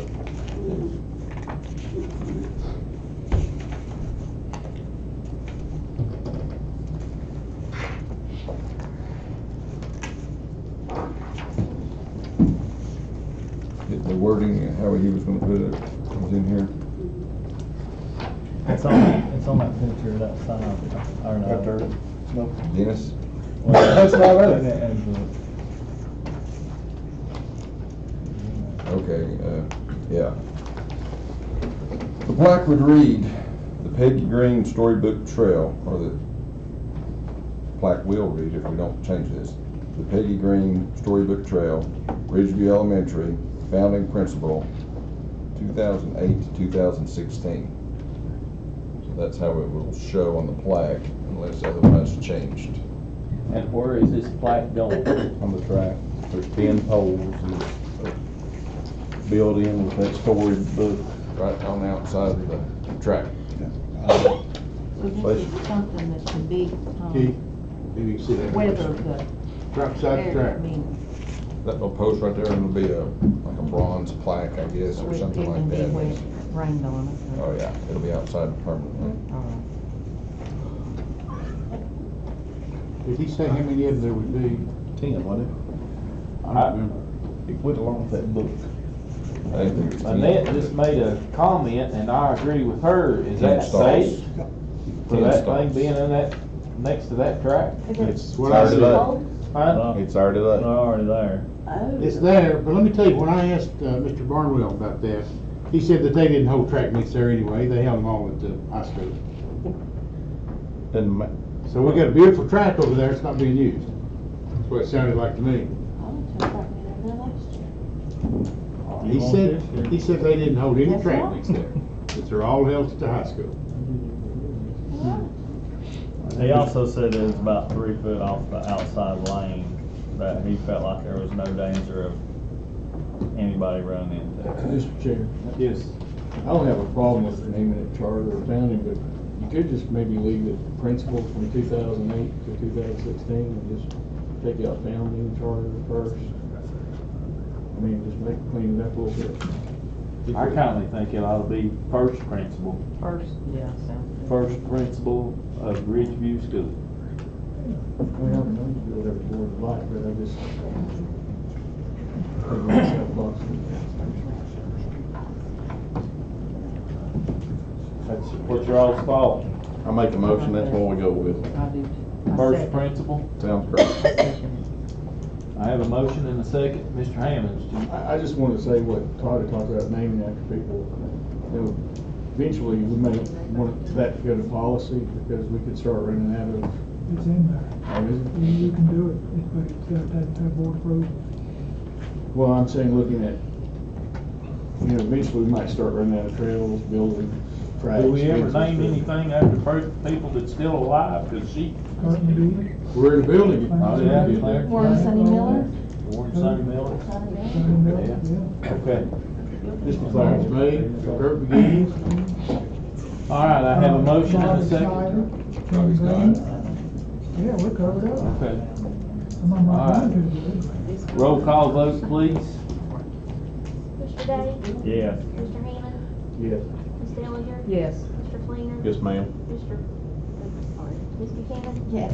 Mr. McLean? I'm sorry, what, has the vote, the motion read again? The first principal. First principal. Yes. Mr. Ganger? Aye. Mr. Irvin? Aye. Motion passes. Mr. Gaines. All right, the committee recommends putting the Boones Creek Elementary playground equipment the old Boots Creek Elementary playground equipment to be declared surplus and put it on Gov Deals with a stipulation that the buyer has to move the equipment. With that form of motion, please. Second. I have a motion and a second. Discussion. Can we add to that motion somehow that it is to be removed within a certain number of days after the bid is awarded? Yes, in fact, everything you sell on Gov Deals has that stipulation. Okay. Typically 10 days. Now, We approved the purchase of some piece of equipment that we specifically asked if it would be moved. Is that piece not being moved? No, that was a special ed, well, it's the plaque, If there's a plaque, we'll move that. no, it's the piece of equipment that was dedicated, donated by a student, and, go ahead. I thought it was some kind of, By parent, not student. The former principal there, John McKinney, he had bought for lack of a better term, a large beach umbrella that's on one steel post. He said that company would come back and move that to the new school. yes. So if Mr. McKinney would like to get a hold of that company, that'd be great. But that was the only piece as far as I know. Oh, okay. That, I mean, it was bought sound for familiar? special ed. Yeah. It was bought specifically for special ed, was it not? Something like that? Yes, ma'am. I think so. I think so, and so it was some kind of, it was needed for special ed or whatever, so they said they would come back and move it, and that's the reason we approved it. So, Okay. if somebody would like to get a hold of Mr. McKinney. Mr. Fleming, I'd like to make a motion to delay this vote 1 month due to one of those playground equipments and dedication of somebody. I'd like for Dr. Planner to reach out to that family before we make a decision on that tonight. that's what I was thinking about. It was somebody donated Can we something. not just leave that piece out until next month and put the rest of it on there? That's the same person going. Wasn't that, we talked about that, was that I not would the sell it, I would special sell it ed as a whole, playground? because some people would say, I'll take that piece, but I don't want that piece. Sell it as a whole, make them take it all. If not, then I'll let, my department will have to go there and cut it down. Mr. Chairman. Yes. Dr. Flannery, or Mr. have we put playground equipment on Typically, you buy it and the vendor installs it for liability purposes. well, and we put it on .gov before. Nothing that has been concreted in the ground. This is kind of new for us. I just wonder how much, I mean, if you all had, how much money it brought. When we sell exercise equipment, it doesn't do well.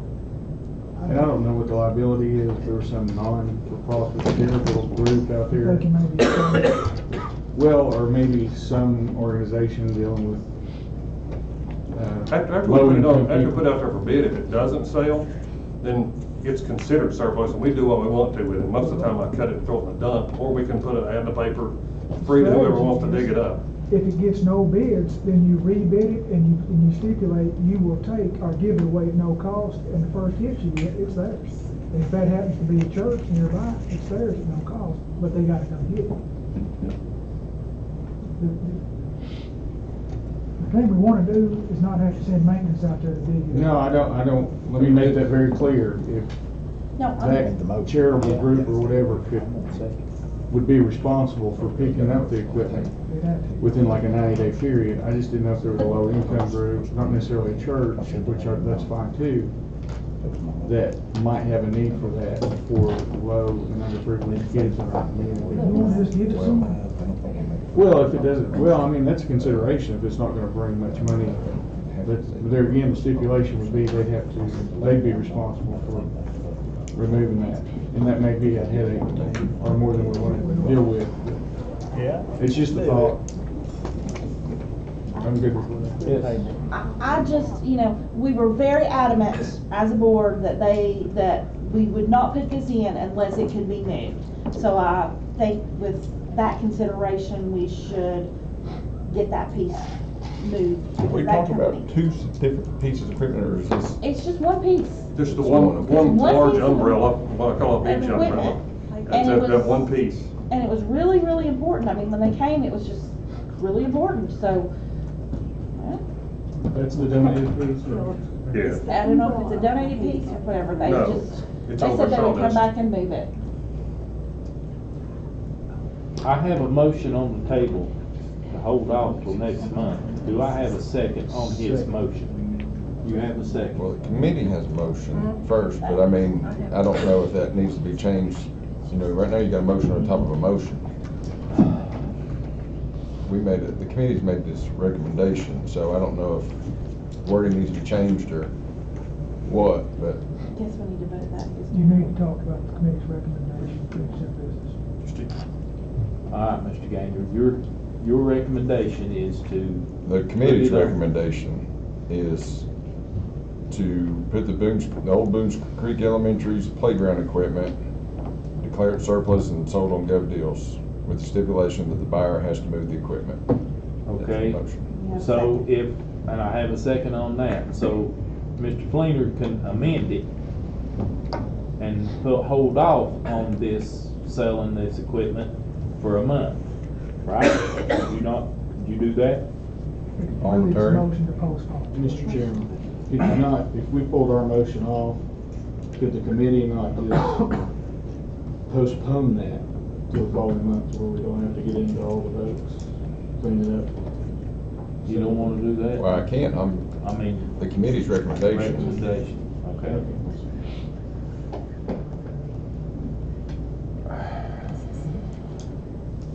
Mr. Fleener wants to move to postpone it. I need to ask for a second. I mean, he's made an amendment to that motion. It's not It's a motion to postpone this action. I second And he seconded it. Yeah, you don't have to, you're not amending it, you're just. Yeah. Is that gate lock? Yes, sir, it's locked. So we should have a liability issue. She's got it. Okay. So we'll Call under bids. What we'll do is, you need to ask for discussion on the motion to postpone and see if that applies. If it doesn't, come back and we'll recommend. Well, I have a motion and a second. Are there any discussion on postponing it a month, till next month? I just think it's the right thing to do. Okay, so now I'm gonna call for a vote on that motion. Postpone it a month. Roll call vote, please. Ms. Buchanan? Yes. Mr. McLean? Yes. Mr. Ganger? No. Mr. Day? Yes. Mr. Hammond? Yes. Ms. Dillinger? Yes. Mr. Fleener? Yes, ma'am. Mr. Irvin? Yes. Now I have a motion to put it on Gov Deals. Just postpone. No, you're postponed past. Let's go to the next thing. We'll come back with some pictures and more information next month. I thought I had to vote to make it, put it on Gov Deals, but we're not gonna do it till next month. He's postponed the whole thing. Okay, all right, I quit. Anything else, Mr. Ganger? I just want to make the board aware that Dr. Flannery made the committee aware that it's costing the system $1,500 a month to keep insurance on Boones Creek Middle School. I cannot remember what it was, Dr. Flannery. I know we can't discuss it, but so I'm going to pull off the table, and I'm assuming it was the selling of the Boones Creek Middle School that we tabled, or was it? What we, I have to have a second if he's gonna pull Well, this off. I need to get the wording. I guess it was, did they table it? Yeah. We had a proposal from Scott Bennett, for the board to adopt a mechanism to request qualifications from area commercial realtors. And I believe the board tabled that. Yes, we did. Any further action. So a motion to bring from the table would be appropriate, if that's what you want to do. I want to bring that back. Okay, I have a motion to bring that off of Boones Creek. I have a second. That can't be discussed in a minute. Okay, roll call vote on bringing this off the table. Mr. Hammond, second that. Yes. Mr. Day? Yes. Mr. Hammond? Yes. Ms. Dillinger? Yes. Mr. Fleener? No, ma'am. Ms. Buchanan? Yes. Mr. McLean? Yes. Mr. Ganger? Mr. Irvin? No. Now you have to ask for it. Motion passed. Now we're going to discuss the selling Boones Creek property. Can I ask a quick question? No, that's not the motion. So, what? If the motion was to adopt the instrument by which you would Oh. request qualifications from a realtor. You're not selling a thing, you're not hiring anybody, you're just looking for a realtor, that's it. Okay. All right. I had a quick question about a comment a minute ago in the last line of this report. Is it $1,500 a month for insurance or for the electric bill? I thought it was for the electric bill. You said insurance on the community. How much is the electric bill a month? I don't have that figure in front of me right now, maybe, I can look it up, it'll a take me a number second. guru here can do it, but, Yeah, it'll take you just. we are, there's still air conditioning that place. Not at what you would put it, what I call comfort levels, but at non-mold levels.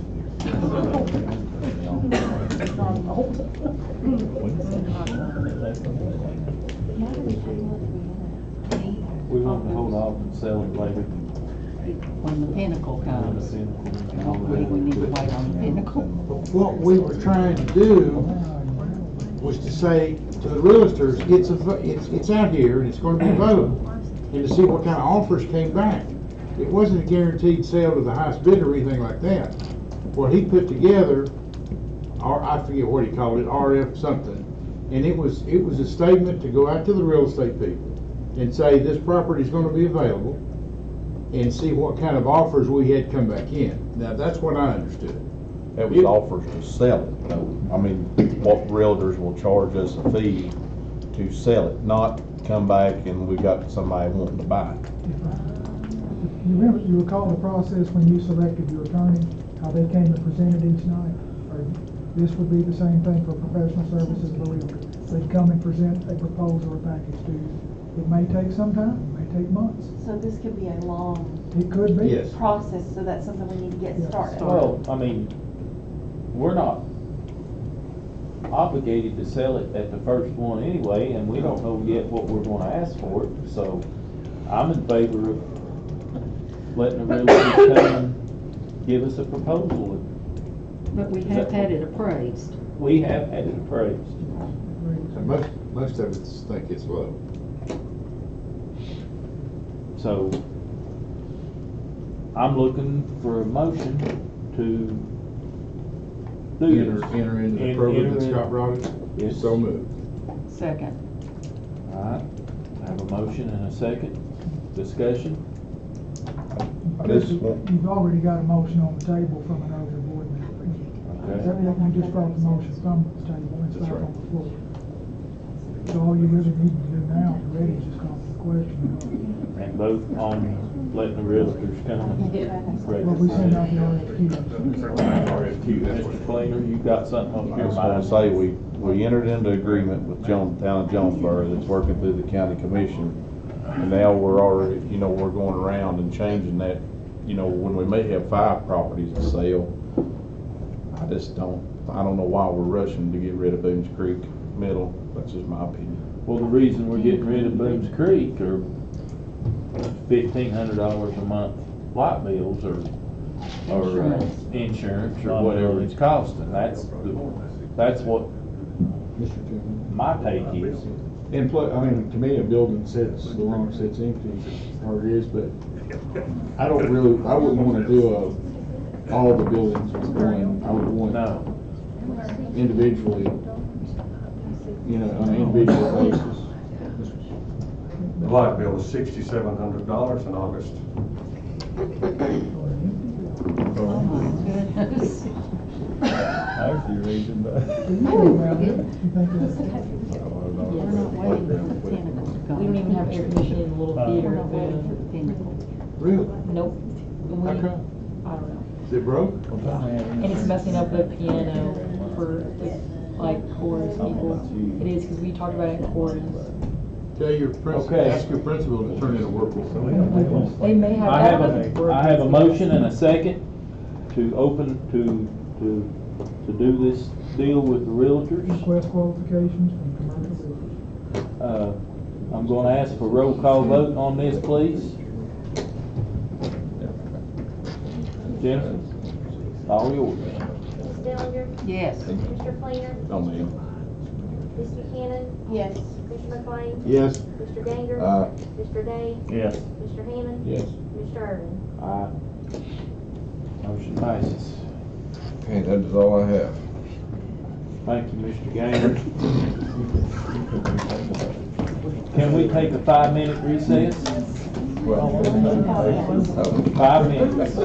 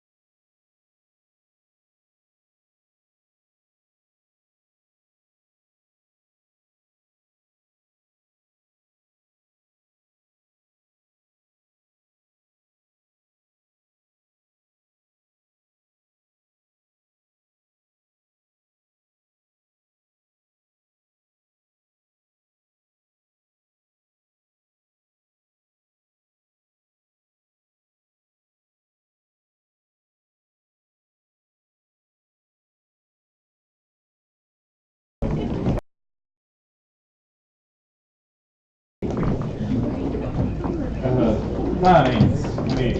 Thank you, Mr. Chairman. We met at 4:30 this afternoon, so I'll read the report to you.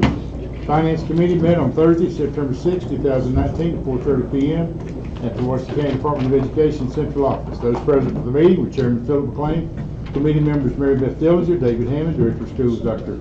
Flannery, Dr. Ellis Holcomb, and Director of Finance Brad Hale. Also in attendance were Angela Gwynn, Paul Masters.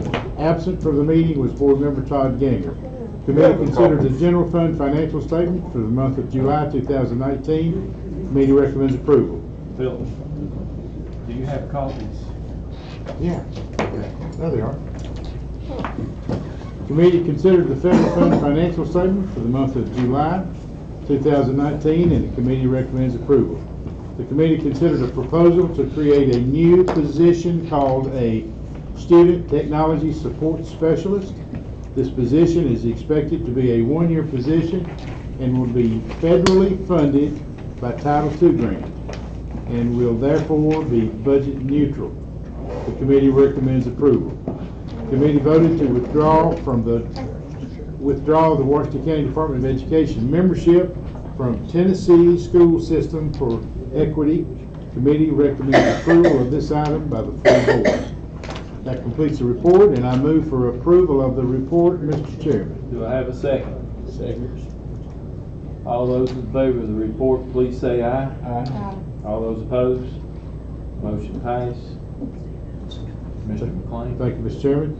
The committee considered the general fund financial statement for the month of July 2019, and we move for approval. Do I have a second?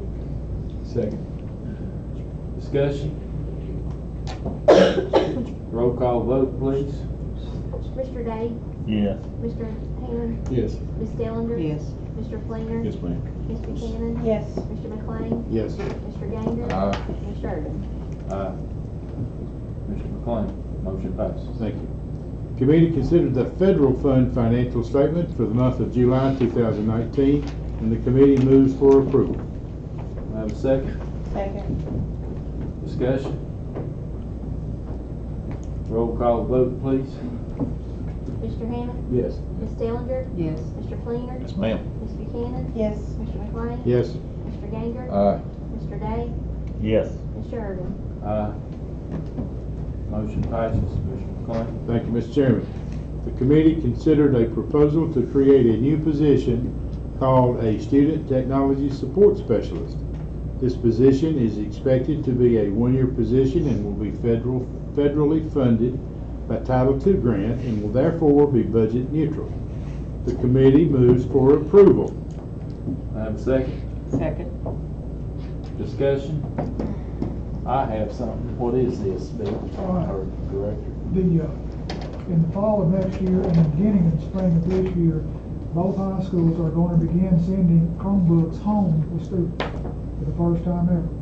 And the question arose, well, when they get home with it, what are they going to do with it? Well, that will have to be driven by their instructors, the teachers. And in order for the teachers to know what to do, we basically use a learning system called Canvas. There needs to be some instruction, professional development. So fortunately, we've got some Title II money that provides for this, and we have somebody willing to do the job. It'll be this spring and next fall, and then the position will cease to exist, and that person will go back to the regular teaching position. And that's for both high schools? Yes, it'll be one person, they'll travel between the two schools.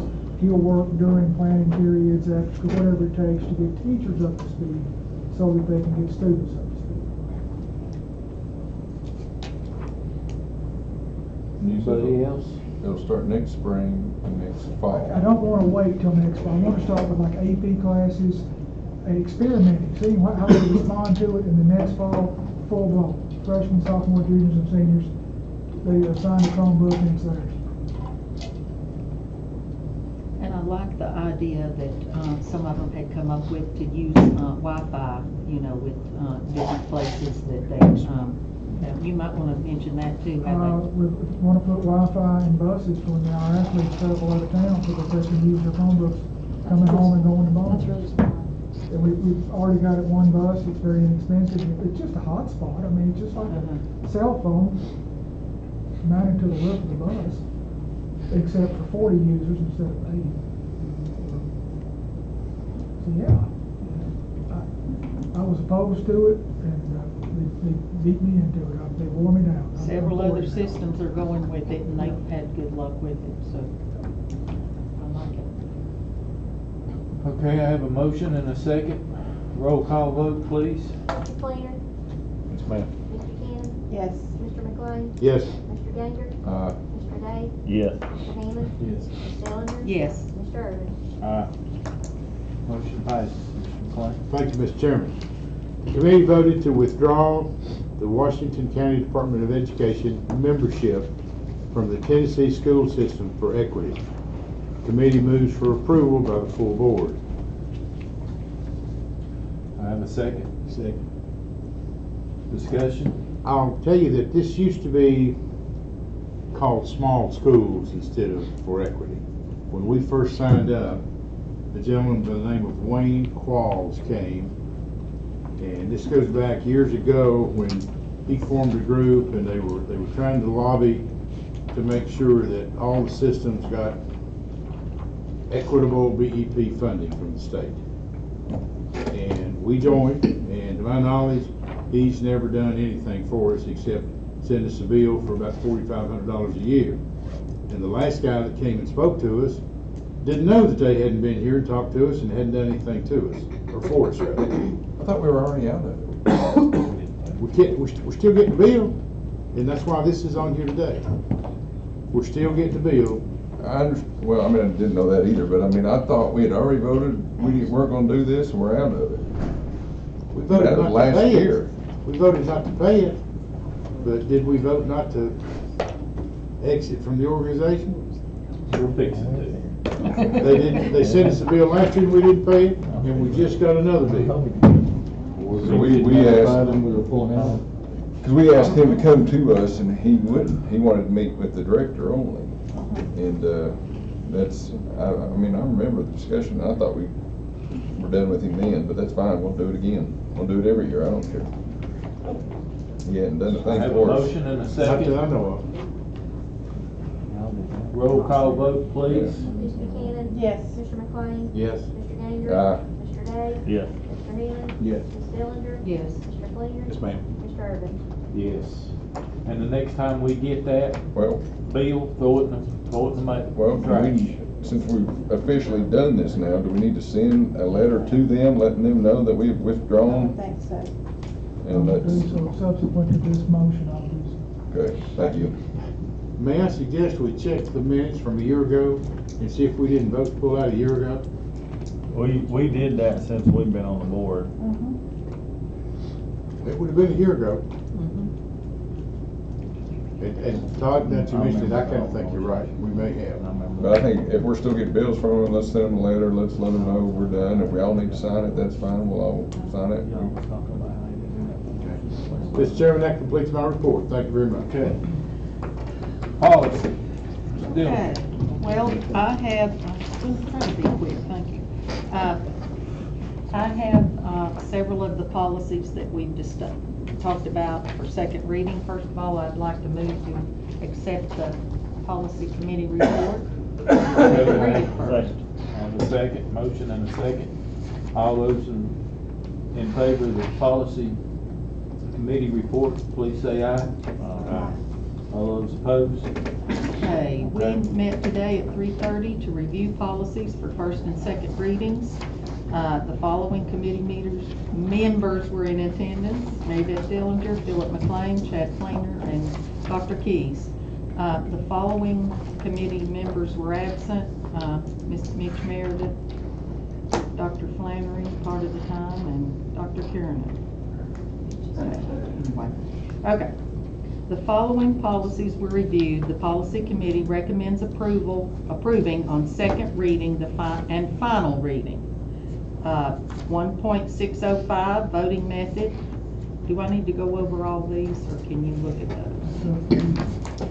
Just read the policies that All we're right. going to go on second reading. School district planning, tobacco vaping free schools, school support organizations, community use of facilities, insurance management, and tobacco vapor use by students. If you've had time to look over those, And all those policies is on second reading? yes.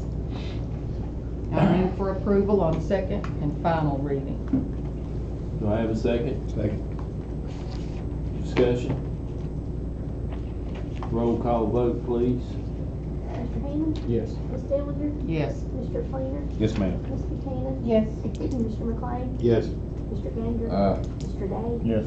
Mr. Irvin? Okay, the following policies were reviewed, and recommendation of the policy committee is to approve on first reading. Rules of order, textbooks and take-home instructional technology, and supplemental pay schedule. I move for approval on first reading. Okay, do I have a second? Second. Discussion? Is these policies that we've already discussed when we've had our called policy meetings? These are first reading. But this is just to. So we've not discussed them? Do they have to be, any of them tweaked or changed or anything? Well, the supplemental pay was changed for the $4,000 for the middle school. And I can't remember exactly, the take-home instructional technology was changed so that we could move towards taking home your mobile device in the high schools, and the rules of order were tweaked a little bit by TSBA. We've got these back here if people want to look.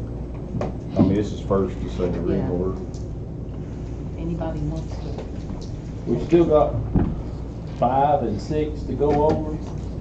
Is any of these policies in 5 and 6? No, they're all one. Supplemental pay is in 5. He doesn't No, want one. So should we not wait on 5 then? The supplemental pay, we needed to add the middle school coach supplement from the athletic committee, their recommendation. And then Mr. Hale wants to look over it before second reading. So this is just first reading. So changes can be made before second reading. Okay. So I move for approval on just first reading. Okay. Do I have? Do I have a second on first reading? I do have a second. Who was it? Chad? Okay. Voice vote on first reading. Does that be? Roll call. Okay. Roll call vote on first reading, please. Ms. Buchanan? Yes. Mr. McLean? Yes. Mr. Ganger? Mr. Day? Yes. Mr. Hammond? Yes. Ms. Dellinger? Yes. Mr. Fleener? Yes, ma'am. Mr. Irvin? Okay, Mr. Dillon. Okay, here's, the following policy was reviewed, and the recommendation of the policy committee is to delete our current policy upon advisement from our CTE director, Ms. Crystal Fink. And that is the adult education program. I move to delete the adult education program. Do I have a second? Discussion? What does that mean? What are you? The adult English classes just don't have any. It's a consistent money loser. It's supposed to break even, and it just can't. There's no interest in it like it was, say, even 15 years ago. Okay. With the TCAPs and the various other ways people can take lessons at senior centers, it's an idea whose time has passed. Washington County is one of the few systems that even approves of it anymore. Johnson City quit probably 20 years ago. Any more discussion? Roll call vote, please. Mr. Fleener? Yes, ma'am. Ms. Buchanan? Yes. Mr. McLean? No. Mr. Ganger? Aye. Mr. Day? Yes. Mr. Hammond? Yes. Ms. Dellinger? Yes. Mr. Irvin? No. Okay, the following policies were reviewed, and the recommendation of the committee is for Dr. Flannery and Dr. Keys to merge our current policies and TSBA's model policies. These policies would be reviewed on first reading at our next committee meeting. The role of the Board of Education, boardmanship, code of conduct, duties of board members, and rules of order. I move for approval. No, we we don't need to vote on that. We don't have to vote on them, I'm sorry. Currently, sick leave is on the table. According to the parliamentarian, it would require the full board to vote to bring it off the table. It can then be sent to the policy committee for review. This would need to be in a motion. Okay, somebody making that motion? Yes, I'm moving to bring it off the table. All right, do I have a second? Do we take it off the table? Second. Okay. Roll call vote? Ms. Buchanan?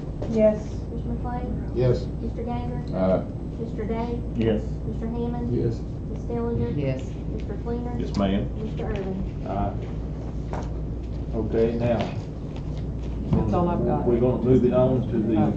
We'll move it back to the policy. We have We've got a motion on the floor for property second.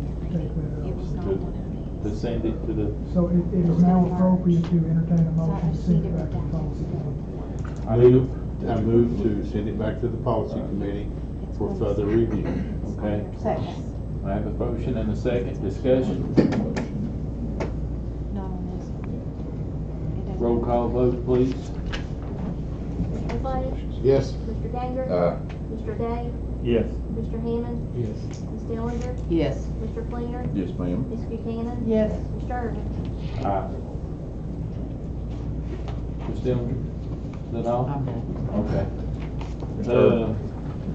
I got one thing on the policy, if I That can. concludes. All right. Through my facilities committee report, you know, we asked the policy to tighten up the policy on usage of facilities. So I just want to make sure the board is aware of that. And if we can, ask Dr. Keys to let us know what she did on that. We've already voted and approved it, but I think the board needs to know what we're doing there. If you look at 3.208, community use of facilities, it's numbered, I think 1 through 14, it's number 5 on the numbered part, lines 19 through 22. We talked about and added language where only Washington County Department of Education employees, it could be full, part-time, or non-faculty coaches, they have to be present during all activities. And that was the language we added to that policy. So I guess, if I may, I might ask a question. So from that, this non-faculty coach, and I don't know any of them, so there's nothing personal here. Do we have procedure in place for them to have keys? And what their direction is to use the keys for and not to use them for? There's no administrative procedure for that. There's certainly no policies, whatever the principal decides it is. So can they just get their buddies together and go in there and play basketball all day on Sunday? I would hope that they would not, because they wouldn't be a non-faculty coach much longer if they did. Well, that's why I ask if there's a procedure for them to instruct them on what they can and can't do. Just a question, They're sir. not. Just a question. Yeah, does this cover, like your suggestion of substitutes? Do they fall into that, or did we take that out? It's never been really answered. I've always asked the board, what's an employee? I mean, at what level do you say, no, this person can act as your representative on a Saturday or evening? And without direction, I'll probably continue to let subs do it, because they have background checks and we have their credentials and contact information. They are at-will employees. Well, sorry. We're gonna have this consistent. Every school's gonna be consistent, because the parent that came last month said there was a little inconsistency in some. And that's where I would like to have this consistent across the board. And can that principal deny it, like the Boondogglers, from playing there if they have a scheduled game? I would hope they would not deny the boom ballers, but they're supposed to have a contract. Any group that uses your facilities has to have a contract, bearing in mind that the principal can waive the fee like boom ballers, because they're our kids. But nobody goes in, supposed to not go in, without a contract written. I found out just this week that there are people going into Westview on weekends and using the gym, but we don't have a clue who they are. and they've had keys maybe for decades. And I've instructed the principal to find out who they are, and we'll take action. But there's keys out there everywhere, particularly if we have some buildings, Phillips is gone, but some buildings don't fall under the master key protocol, and there's keys out there that people have in their pockets forever.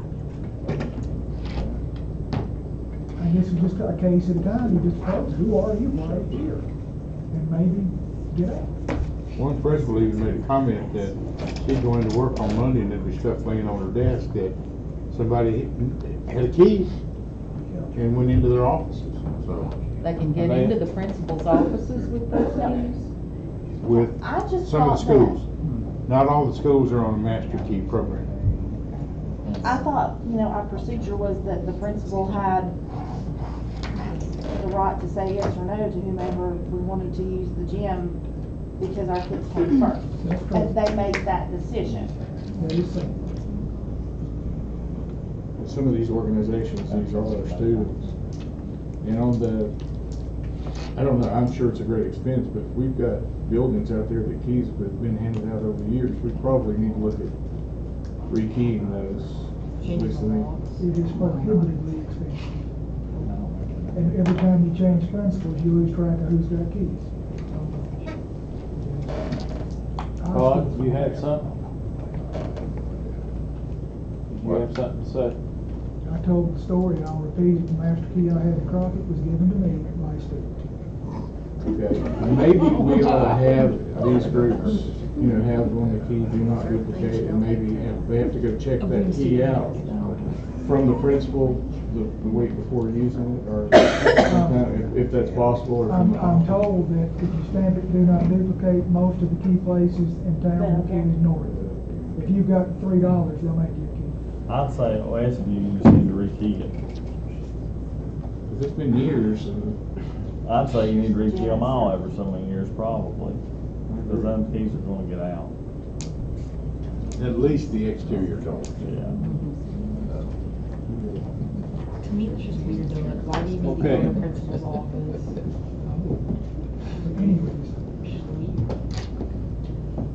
Anything else?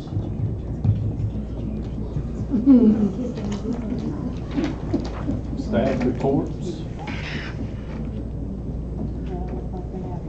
Staff don't have no reports? Really? They better not.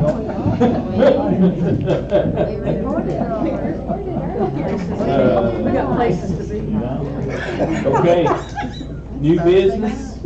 Anybody have new business? WCEA? Have nothing to add at this time.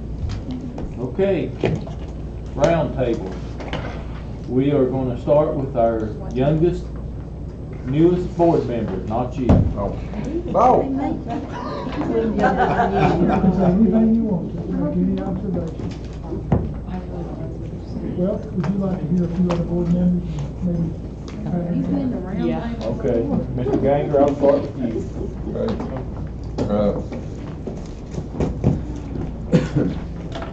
Extremely proud of the 94.5, I believe it was, % graduation rate. That's awesome. We were expecting a higher percentage, and by gosh, we got one. So very good there. Our reward schools, can't say enough. Our system's best county system around. Said that before. We're doing something right. I've said that before, and I think this board needs to get out of the way and let the people do their jobs, because they are doing a fantastic job, and can't compliment them enough on all that. Glad the enrollment for the system is up, and I contributed a lot of that to Boone's Creek. I think this board and the board in the past made a wise decision. Location and structure and everything about the school, and I think we're going to reap the benefits, and I hope with a little bit of luck we'll be seeing some enrollment increases in the Jonesboro and get that carried through. So system's doing good. Dr. Finer, thank you for all you're doing, and I can't say it enough that the Washington County school system is in a good position. So thank you. That's all. I just want to say thank you to all the work that everybody's done to get us to these reward schools, and I thank all the other schools that are working hard to improve each and every day. So thankful for the staff reports earlier today that when it was still daylight out, that you all the hard work's paying off that you're all doing. And I know you're all working hard, and I just want to thank you all and your staff for putting in the hard work that you're all doing. Mallory, great job today. I noticed we got our other student board member, and I think we had another one with you earlier, right? Was the other girl from Boone here earlier? No, she has a game. Okay. Yeah. But just thank you for your all's participation and coming. That means a lot. And just want to add something else. And I never have heard this story before until I went to the Health and Wellness Strategic Plan and met a Miss Kelly Wagner. And she told me some incredible things that's going on in their schools. 92% that they send the kids back to school. I mean, they're working hard, and I just want to thank them and their staff. And I'd like for her to come one time and share that story with the board, because I think we need to hear that. So, and also too, want to apologize to the policy committee today. I was running 10 minutes late, so it's hard to make a board meeting. I would like for the cost cutting meeting to start a little later. I know y'all don't want to do that, but if you could, I'd appreciate it. Good meeting. Thank you. Mr. Day. I can't top what Mr. Flynn or Mr. Ganger saying. That is a mouthful, but I agree with all of it, and I am super excited about what all you guys are doing, your hard work, and the way our system's going. I think that's what all of us would want in our position, and I'm proud of our system and our teachers and staff, and I think it's great. So that's all I got. Ms. Dellinger. Congratulations to those reward schools. They've worked hard. Mallory, welcome. You did a great job. Still hoping the new Jonesboro school becomes a reality soon. And it looks like we've had a good beginning of our school year. So, good meeting. Thanks. Mallory, are you in the mood now? Yeah. I just didn't really know what to say yet, but the thing that I really liked was like the numbers about the schools, especially with like the special needs students, because like I work with them, I'm a peer tutor, and like seeing those numbers, like how they're like changing is really good, because it's like even one little step is like so rewarding to see that. And like, because I want to be a teacher too, so I really like that. And yeah, I just want to say thank you for like letting me be on the board, because I told my brother about it, and he thought that was so cool, and that if he would have had the opportunity, he would have loved to have done it. He would have just like killed to. But thank you guys so much. Thank you. Mr. McLean. Thank you, Mr. Chairman. Valerie, welcome. And the young man, I don't know your name. Ron Kill Jr. Welcome. We're glad to have you guys as student board members. I think it's good for you guys, and I think it's good for us. Okay. I look forward to the time that you come and give us a report just on your school and the exciting things that's happening there. That you and your friends are saying, "Oh, great! I'm glad Washington County's doing this." It's the kind of stuff I'm excited about. Tonight's meeting is the first meeting of my 16th year on this board, and I have said for years that we have an outstanding group of teachers working in our system, and that our staff as a whole is typically not given the credit that they deserve for the job that they do. So I'm not at all surprised with the 94% graduation rate. I'm not at all surprised when I go to top 10 meeting and I see all these kids and all the great things that they're going out to do in their lives. Doesn't surprise me, but it makes me very proud to be a part of this system and to sit on this board with all the fine people that's in this system and that has been in the system much longer than I have been. So I'm proud of everybody, and will continue to be for the next year at least. Congratulations to the reward schools. That's outstanding information. I appreciate the way you brought them all in and recognized them tonight. Good meeting. Good night, y'all. Mr. Hammonds. Good meeting. Congratulations to the system. Great start of the year. We have a great system from central office to a custodian. And a prime example of that is this parent pulling up the first day of Boone Street School. and seeing your director, seeing Mr. Patrick, I know Dr. Kite was there.